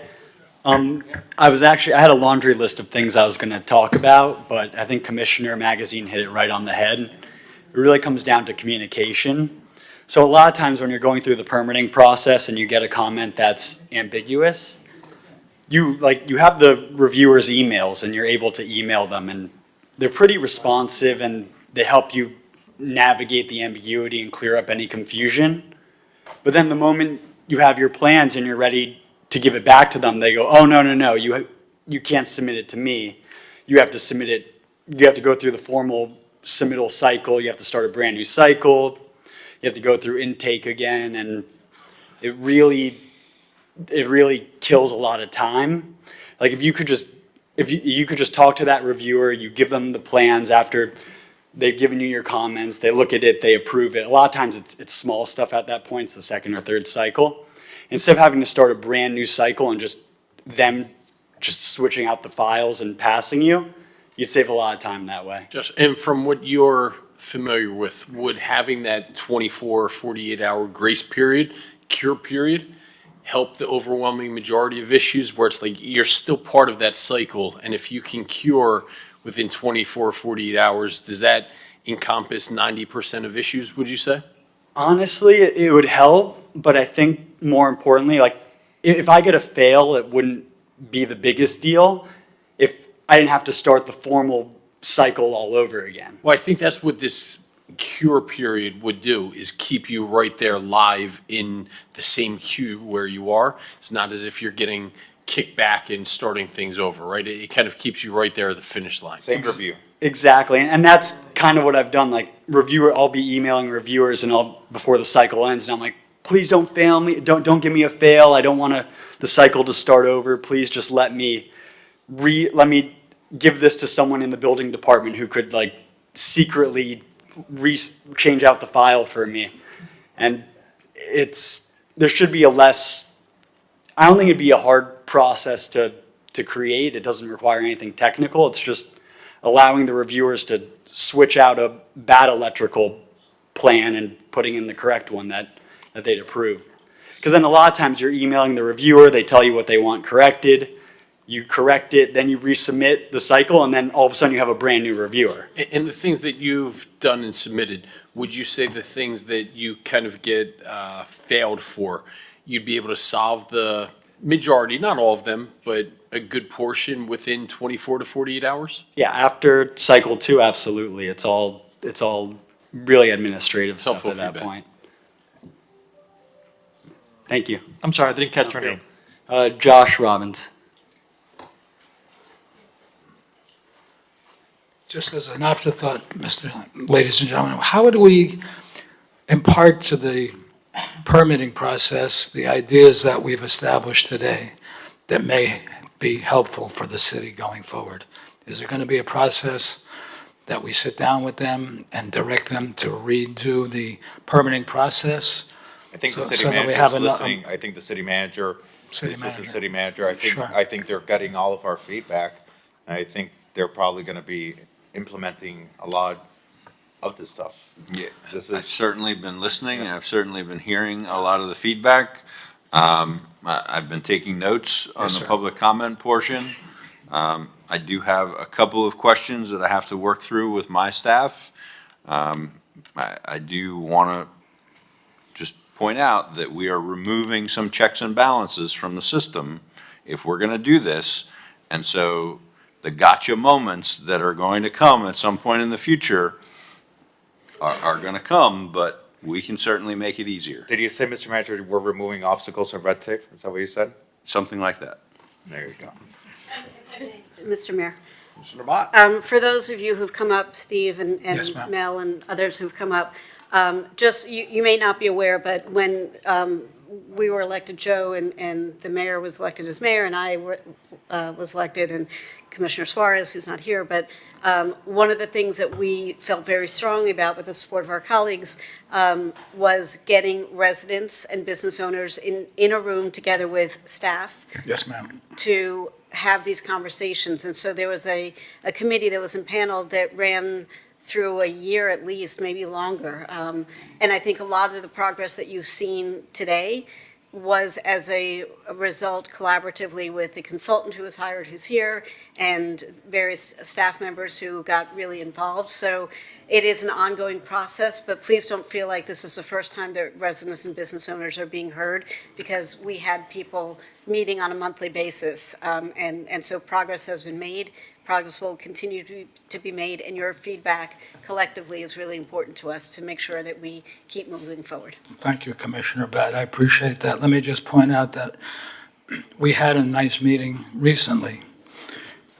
The city manager, by the way, has done a great job on this, and the assistant city manager, the zoning department, the building department, and we had I had a lot more people show up than we expected from the private sector. Can I'll speak directly with you, Commissioner. It shouldn't take months. It shouldn't take a year. That's just pushing this thing down, kicking the can down the road. The mayor said, this city's growing now. Like I said, I've had the curse of having been around for a long time. I know this thing can work honestly. We need checks and balances are great. We need honest applications. Commissioner Magazine was right. He said, let's get on the phone and call them up. It takes forever to get something done through this city right now, and that's a mistake. You guys are doing the right thing by investigating the issue. The next step is to have something directly done. I hope that you guys will communicate from today's meeting with the city manager, and this should be done in 30 days. What do you think, Mr. Manager? Mr. Mayor, I'll be happy to second Commissioner Magazine's motion about getting something like this implemented if he's so willing to make it. Communication. I'll first the motion, you second. There you go. But I mean, I do think that this is just seeing the body language in the audience of the individuals who are working day in, day out in the industry. And just from my basic experience in government, I'm just a simple public servant. I'm not an engineer, I'm not a contractor. But I do know many of the challenges that we face in government can be solved by simple communication. And that is the one thing that Commissioner Magazine has very, very well put a focus on today. Mid-process communicate, hey, listen, you have this error or this thing that's missing. Here's your grace period of 24 hours. I think 24 hours will dictate then what type of things they'll be able to solve. If you let them know, hey, listen, you have a weight load. You have a weight load issue that's incorrect. Obviously, that's not something that can be fixed in 24 hours. But you let them know and you give them that grace period. Sure. By circumstance, they won't be able to fix it in that 24-hour period, but you're letting them know. And so that then the smaller things that they can fix in that 24-hour period, well, then they can come in and fix it. So, Commissioner Magazine, I'd be happy to second your motion asking the city administration to find a way to implement this type of communication mid-review within 30 days. And maybe we can get some sort of quarterly update on the amount of cases amount of permits that were able to be solved as a result of that type of communication. That way we can make sure that this is actually being implemented the way that we're being asked of. So, Commissioner Magazine, I don't know if you're willing to make that motion, and I'll second you. Absolutely. All right. Great. We'll take that. By acclamation. So by acclamation, approved. Thank you. Awesome. Commissioner Dominguez. Thank you. So this has been quite the work in progress and been years in the making. I know that as a resident, firsthand experience, I had what several people have already mentioned, where I had different renovations happening in my condo, and every single time an inspector came, it was a different one. Everything got great, and then the last one came, and something that was not related, he felt that the architect didn't list something that was unrelated to any of the work being done. He failed it. And that was, and the answer was like, oh, you could just go back to the architect and reopen the permit. And all of that costs money, thousands of dollars. And I've heard from residents that getting a bathroom done takes 2 or 3 years, and it shouldn't be that way. Or businesses that, it's not just Durham, it was city problems in getting permitting. So when we had the Bob Moran, the consultant, come in, I met with him multiple times and gave him many, many different residents and businesses, apartments, homeowners. And I know that when Vince came on board, he's made at least 30 or 40 of those implementations to streamline the process and make it better. And I see a difference, and we're almost there. We're almost there where we need to be. I do also have to mention that Leonore in your department is a superstar, and I don't know what I would do without her, because I try to figure things out, and my aides do too, in getting the job done. And sometimes getting it over the finish line means calling Leonore because she is exceptional. But this has been a great discussion, and our city is going in the right direction. I'm glad that the mayor called this meeting, and I'm happy to support this item. And by the way, I want to echo the comments about Leonore. I don't know of anyone that understands the process in the city better than Leonore Hernandez, and the amount of residents. Actually, a lady reached out with an issue. I think it was a bathroom. She was stuck in a nursing home, not being able to go back to her apartment over some sort of an issue with a bathroom permit. And the only person that was really able to figure it out, it was Leonore. And these are things that for us is just bureaucracy. For us, it's a permit for this person. It's this person's quality of life, being stuck in a nursing home, not being able to go back home because of something like a bathroom remodel. So, Mr. Manager, thank you, because Leonore is an amazing part of the team and really has helped a lot of people with a lot of good in the city. Thank you, city. I'd just like to say, I think the city and the private sector, their heart's in the right place, and I think we can get this corrected. Thank you. Good afternoon, everybody. Sam Latone here. Good afternoon. I commend all of you for really taking this matter very seriously and for trying to address it in a very positive manner. I just wanted to touch on something that Commissioner Dominguez mentioned, but I think that we have to look at this holistically. There's three components to getting a project from start to finish. You have the permit process, you have third parties like Durham, which have been mentioned, and you have the inspection process.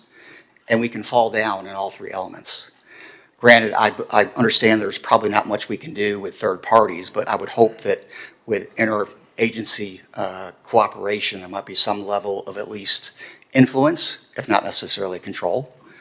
But would certainly encourage all of you to look at this holistically for both the permit process and the inspection process, because I've experienced the exact same thing that Commissioner Dominguez experienced, which is you have an inspector that comes and asks you to make a change, and another inspector comes back the second time and doesn't like what the first inspector told you to change, and then fails you the second time.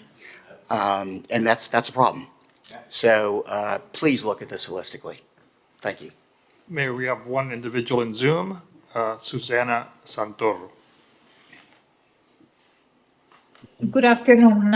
First of all, thank you, commissioners, for making this happen for us, and also to the different departments for the improvements in the permitting process, because there have been improvements as compared to even a year ago. So thank you for that. I heard us talking about businesses and fast tracking on the commercial side, but let's not forget condominiums. Condominiums have, at least on Collins Avenue, at least 500 residents living in them at any one time. And delays impact buildings both financially and operationally. One thing that I would like to ask is on the accountability and how we can go about having more transparency and accountability in the process. There was a mention about if the email is registered by the contractor or permit runner at the beginning, then they get alert. I think that there should be mandatory that also the property or the property manager's email is included. That way, any alerts on that permit are advised to the property so that the property is in the know, and also the change or who's working on the permit at the point, because there have been instances where the contractor fails to renew the permit. and that permit expires, and then the process has to start over, or the permit goes in abandoned status. And I can give you many examples, both that happen in my property, but also in neighborhood buildings, where basically the association was not even aware that there was no movement, whether it was on the city part, or it was on the contractor part, or on the engineer. So I think that it needs to be clearly indicated who's working on what, and where the delay is. And then there was talk about giving a phone call or sending an email while the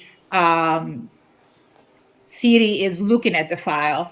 In my experience, I think with any type of work, if you're working on a file and you have it in front of you and you make that phone call or you send that email in that moment, as the commissioner said, that you could address the issue and resolve it right there and there, versus putting that file away. And then even for the city employees, when you have to pick up. Hello? Thank you so much. I need you to wrap it up if you're possible, please. Mr. Okay, I mean, I'll wrap it up, but I mean, different people that are in person have talked, continuously, and they were not interrupted, but that's okay. I'll wrap it up. So permit efficiency affects safety, livability, and property values. We need transparency, measurable performance standards. I don't know if you have KPIs, but I think you should if you don't. And a system that prevents permits from sitting in a limbo. Thank you. Thank you. Thank you. I'd like to build on something that Ms. Santoro mentioned. Every permit, every process should have the property owner listed and receiving email updates. It doesn't happen now, and I've gone through it. Other people I know have gone through it, where a project gets ground to a screeching halt, and nobody can figure out why. And so the contractor then calls me and says, "Can you figure?" Or the homeowner, "Can you figure out what's going on?" And it's some small thing to be corrected, but because it went to a defunct email or something that the contractor isn't checking regularly, it doesn't reach the intended recipient. So if the owner of the property is copied on it, even if they're not the first line of defense, if they know that something's going amiss, they can intercede with it before it becomes a dead project. So that should be a super easy thing to implement, and I'd like to see that implemented, as soon as Frank can fix the system to update that. If I can ask a question to Eric about that, I think it was before you were even elected, I was like a baby commissioner. I brought an item on that the owner's email had, you like that?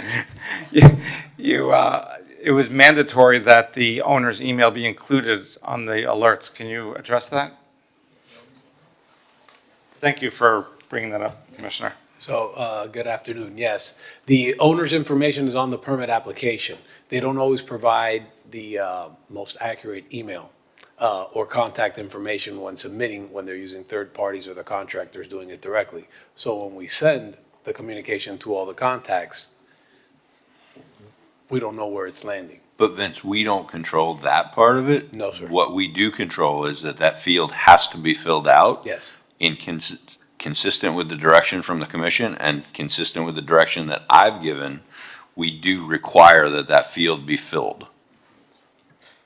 So is there a way to put in a check so that there's an automatic email sent, like when you subscribe to something, you get a notification, "Thank you for your subscription, it will renew in 12 months," or whatever, but an automatic email saying, "Please respond to this to make sure that you're receiving it." And if within 24 hours or whatever the right window is, you're not getting a response, "Yes, I received it," then you can contact, not you, Vince, but the department can contact the applicant and say, "This email you provided is incorrect, can you check the spelling, or can you update that?" So that this is not a problem, because it's much easier to correct in the very beginning than it is when you're 6 months into the process and you can't find the people you need, and everyone's like, "I don't know." And the system is friendly that way. Homeowners, businesses, contractors, anyone can make their contact, and we can attach that contact to their submission. Going forward, like I said, they'll be contacted every time. It's when they fill in or someone fills in that field Right, but for my them. point, I understand that. Right. My point is, when it is initially filled out, could there be an automated email that goes out to the email, With like a verification a code. verification email. I mean, But I don't think that's the problem. I don't think that's the issue. well, that's part of the issue because it is in some cases, it is the issue that it either isn't provided or it's misspelled or it's a dead email. Because And what so- Vince is stating is that an email is being provided, but sometimes, let's say if I'm the GC and I don't want the property owner knowing what's going on, I might be putting in a wrong email address, and now But the there- property owner. I'm sorry, there is nothing to suggest that there is a reason why the property owner shouldn't know what's going on. I know, I'm siding with you. So to avoid something like that from happening, there should be, to your point, a verification email sent To the property owner. to the property owner that has a verification code or Correct. something like that, so that we can verify, okay, this is indeed the correct email address. And frankly, it should be for all the emails that are provided, because I've had heard of situations where the contractor provides an email, but it doesn't go to him, it goes to his boss, and his boss doesn't let him know, or whatever, all kinds of nonsense. So we need to make sure, like, if this is the way that we're supposed to be contacting these folks, that these folks are getting the notifications so that we can eliminate these 3-week turnarounds and getting shunted back into another cycle. I mean, it doesn't seem so onerous. We get to, anytime any of us do anything personally, everyone gets verification codes every time they do anything, it seems like. So why not do it to expedite the process? And as part of that, is this an online application that is being filled up? I know back in the day, when I've had to pull permits, it was a paper form. And so I could get, like, if it was hard to read or something like that, there being an issue, but this is now all online. Correct, and to those ends, they also have a CSS portal that they create their own account. So you would create your own account with your email, and you get your verification and put your password. So what Commissioner Bod is saying, if this is being done online, and that email address is being put there, before being able to accept on our end that application, an email is sent to that email address with some sort of code or some sort of verification, making sure, okay, yes, this is a real email address of the person that this belongs to. If I may, good afternoon, Frank Quintana, CIO. I can't validate whether that's possible today with the configuration, but I can certainly take that back and find out if there's a way to trigger that email. And the verification that we're talking about, I'd have to look into that as well. That's not something that's currently set up. I don't know if it's a limitation of the system per se, or if it's just something that we can configure through some alternate means. So we can certainly get back to you on that. Commissioner Mateus Salinas. I agree with both Commissioner Bott and Commissioner Fernandez about the issue, and I think we're all saying the same thing, but the issue is making sure that the property owner, the homeowner, is aware of the permit process and making sure they have the correct information in there. And I don't know the answer of how to make sure, I mean, is it like a notarized document from the owner, a piece of paper that, but anybody could forge that too, but permit I don't application. know the answers. Yeah, that's a permit application, as Commissioner Fernandez was describing, the paper application, the owner and the qualifier sign, and they're notarized, and it goes forward. With the digital systems, you have a CSS contact, right? So that contact, they get all attached, and every time there's an update in the process, boom, all those 3, 5, 10, 20 people get notified, as long as there's a valid contact. The issue is verifying that Correct, the that's contact exactly it. that's on there is actually Commissioner Fernandez. That's where the issue becomes, because an expediter, I mean, I don't know why they would do that, but somebody that's doing the submission can create another contact and say it's Commissioner Fernandez, when in fact it's not. So that's kind of sometimes the bouncing around, and when we're dealing with associations, people change. So the managements change, and then sometimes those notifications bounce back, and now instead of one management firm, it's another management firm. I get it. I'm just saying I don't know what the best solution is for that, because, I guess the notarized form, so that way it can't be forged. Because I could also see a homeowner saying, hey, Mr. Contractor, I hired you to take care of all of this, and they don't even know or care to put their email address in. You know, I don't know. Unfortunately, that happens more often than we care to admit. Commissioner Dominguez. I have a question. So I remember a couple of years ago, I had visited with a business and they had been waiting for approval for their sign, a permit for their sign up in North Beach. And contractor had, it had been like 6 or 7 months. The contractor had uploaded the form to the wrong area.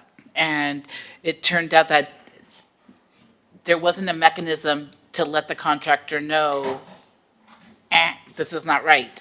And so I'm wondering if that's been updated, like if, does something go into Never Never Land and somebody thinks that they're waiting for a permit, but it turns out it's not even in the right place? That was one of the first things that we tackled head on. Maria on the slide identified the 250 different processes that we cut. We got rid of 40% of the processes. We went from 250 applications, potential applications, down to 150. So people going down the wrong path, if you would, we attacked that very aggressively. And now what we're doing is through the data is seeing where the other hangups are so we could, again, keep streamlining the process. If that's the situation, we have other checks to get to those ends where we could square them away and get them back on the right track. But again, it's just consolidating, getting everybody rolling in the same direction. Once they get gigged and it comes back to that contractor or that homeowner, they know, hey, we applied incorrectly, or we went to the wrong department, or we're missing a document. And that's the point of the system, to get back to them.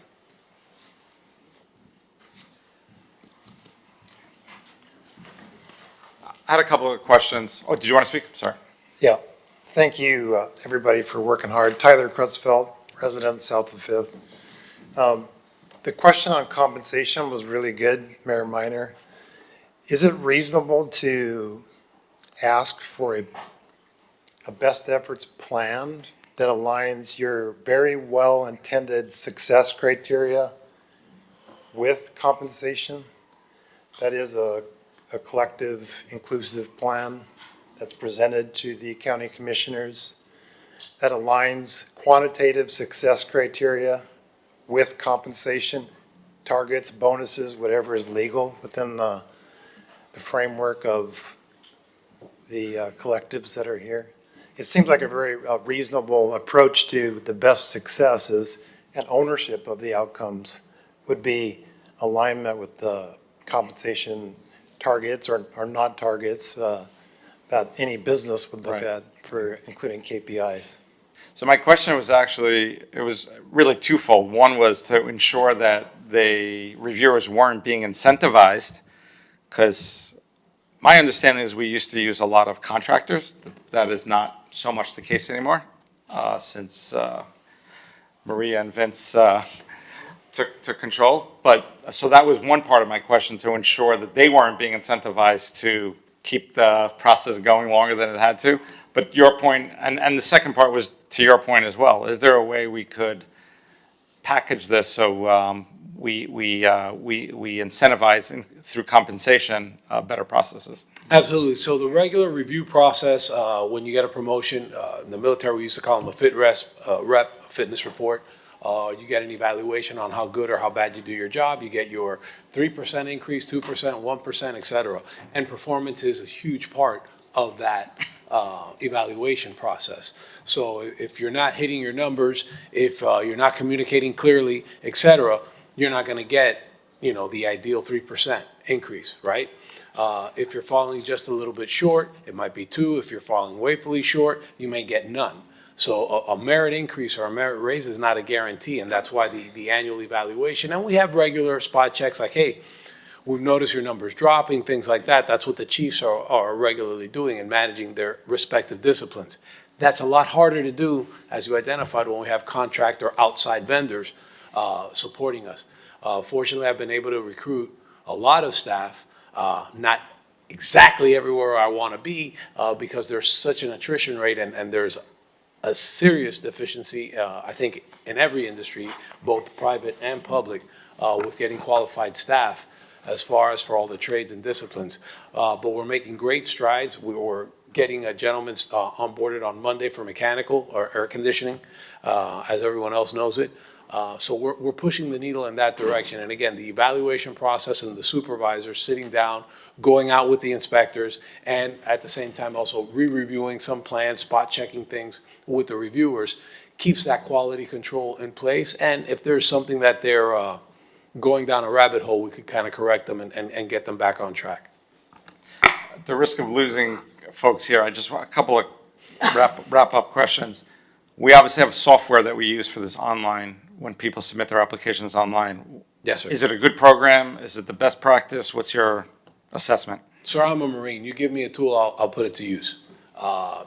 There's a No, lot but of municipalities that use the Tyler Intergov platform that we have. I used it in Doral. Hialeah has it. I know there's about, 8 other municipalities in Miami-Dade County using the Tyler Intergov platform. It's all in configuration and how you mold it to do what you need it to do. You seem to be hedging. No, I'm not hedging. It's just, It's a very simple, Give me- the mayor asked you if it was the best If software or it's the not. best. If you had your pick, is there another software out there that you'd utilize? I don't know. He said saying Let me yes. go, I'd have to He's go not shopping. saying yes, Give so, me the credit card, so Mom. we have to Give assume me the it's, credit card, Dad. it's not the best software out there. He's not saying yes.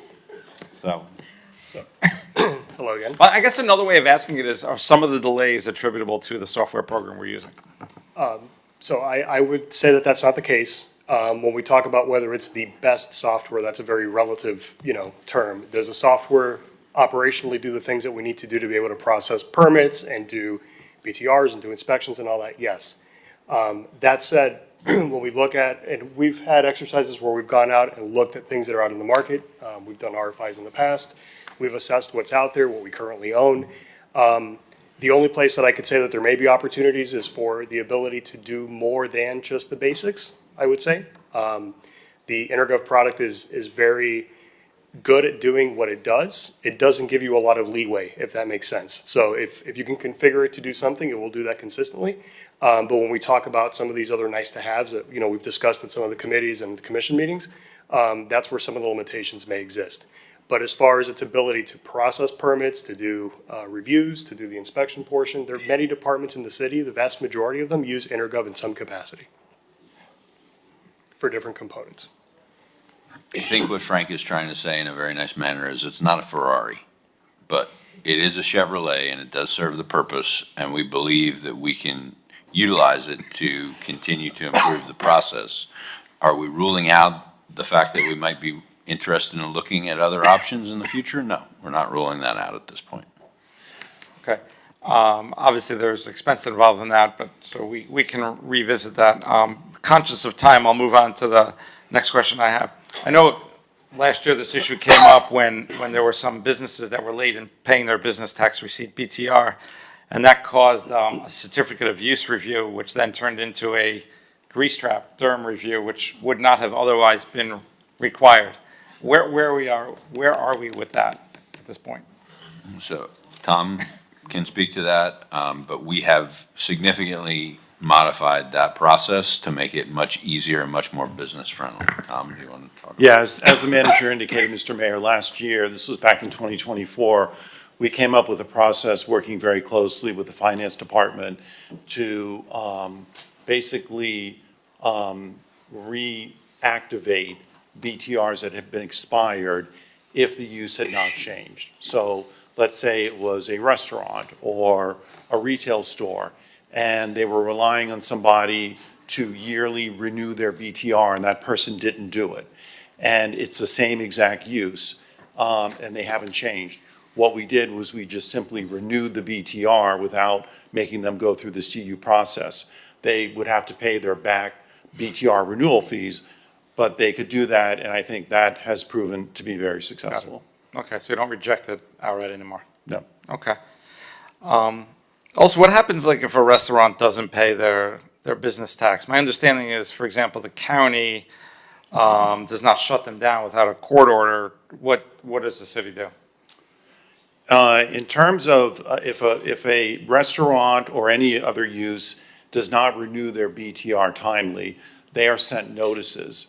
And as long as they come whole and pay that, it won't be an issue. But I'm not aware of the city shutting down a business simply because they didn't pay their fee. Okay. Or Manny, if you could speak to that.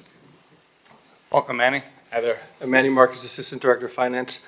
If a business doesn't pay their business tax receipt, we forward a list to code compliance, and we forward the high liability businesses first, nightclubs, bars, tattoo places, massage parlors.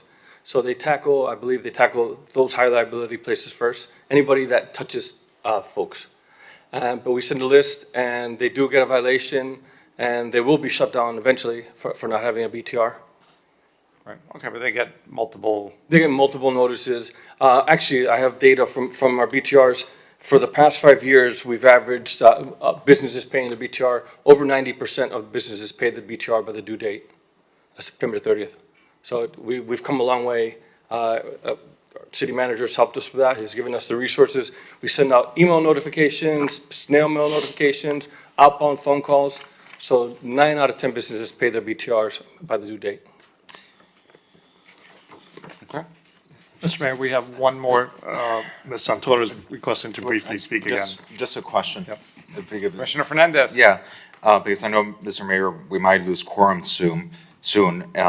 And before we do that, you know, one of the things that a great takeaway from today is that really 68% of our permits only have 1 or 2 reviews. That's significant. 38, the biggest category, is in 1 review. 30, the second biggest category, is in 2 reviews. Now, not optimum, 3 reviews is 16%, but then we have 4+ reviews that are 16%. And so I think we should set a goal. I think we should walk out of this room with a goal over the next quarter, over the next 6 months. Can we reduce that by half? The amount of permits that are in for 4+ review cycles. Can we say, you know, within a quarter from now, we want to see that come down to 8%, especially if we're going to be engaging in communicating with applicants and giving them grace periods to correct incomplete and incorrect stuff. Would it be reasonable, Maria, to set a goal of cutting this number in half over the next quarter once we start these communications? I believe that we could cut it in half, but we'll need more time. I don't think we can do it in a quarter. 6 months? Everything takes a year. We could try and see Hold the line, how Commissioner much. Fernandez, hold the line. It was about 900 permits that were in that Let's do something. group. So let's do 6 months, but give us an update in a quarter. Okay. Give us an update could of do where that. we're at in a quarter.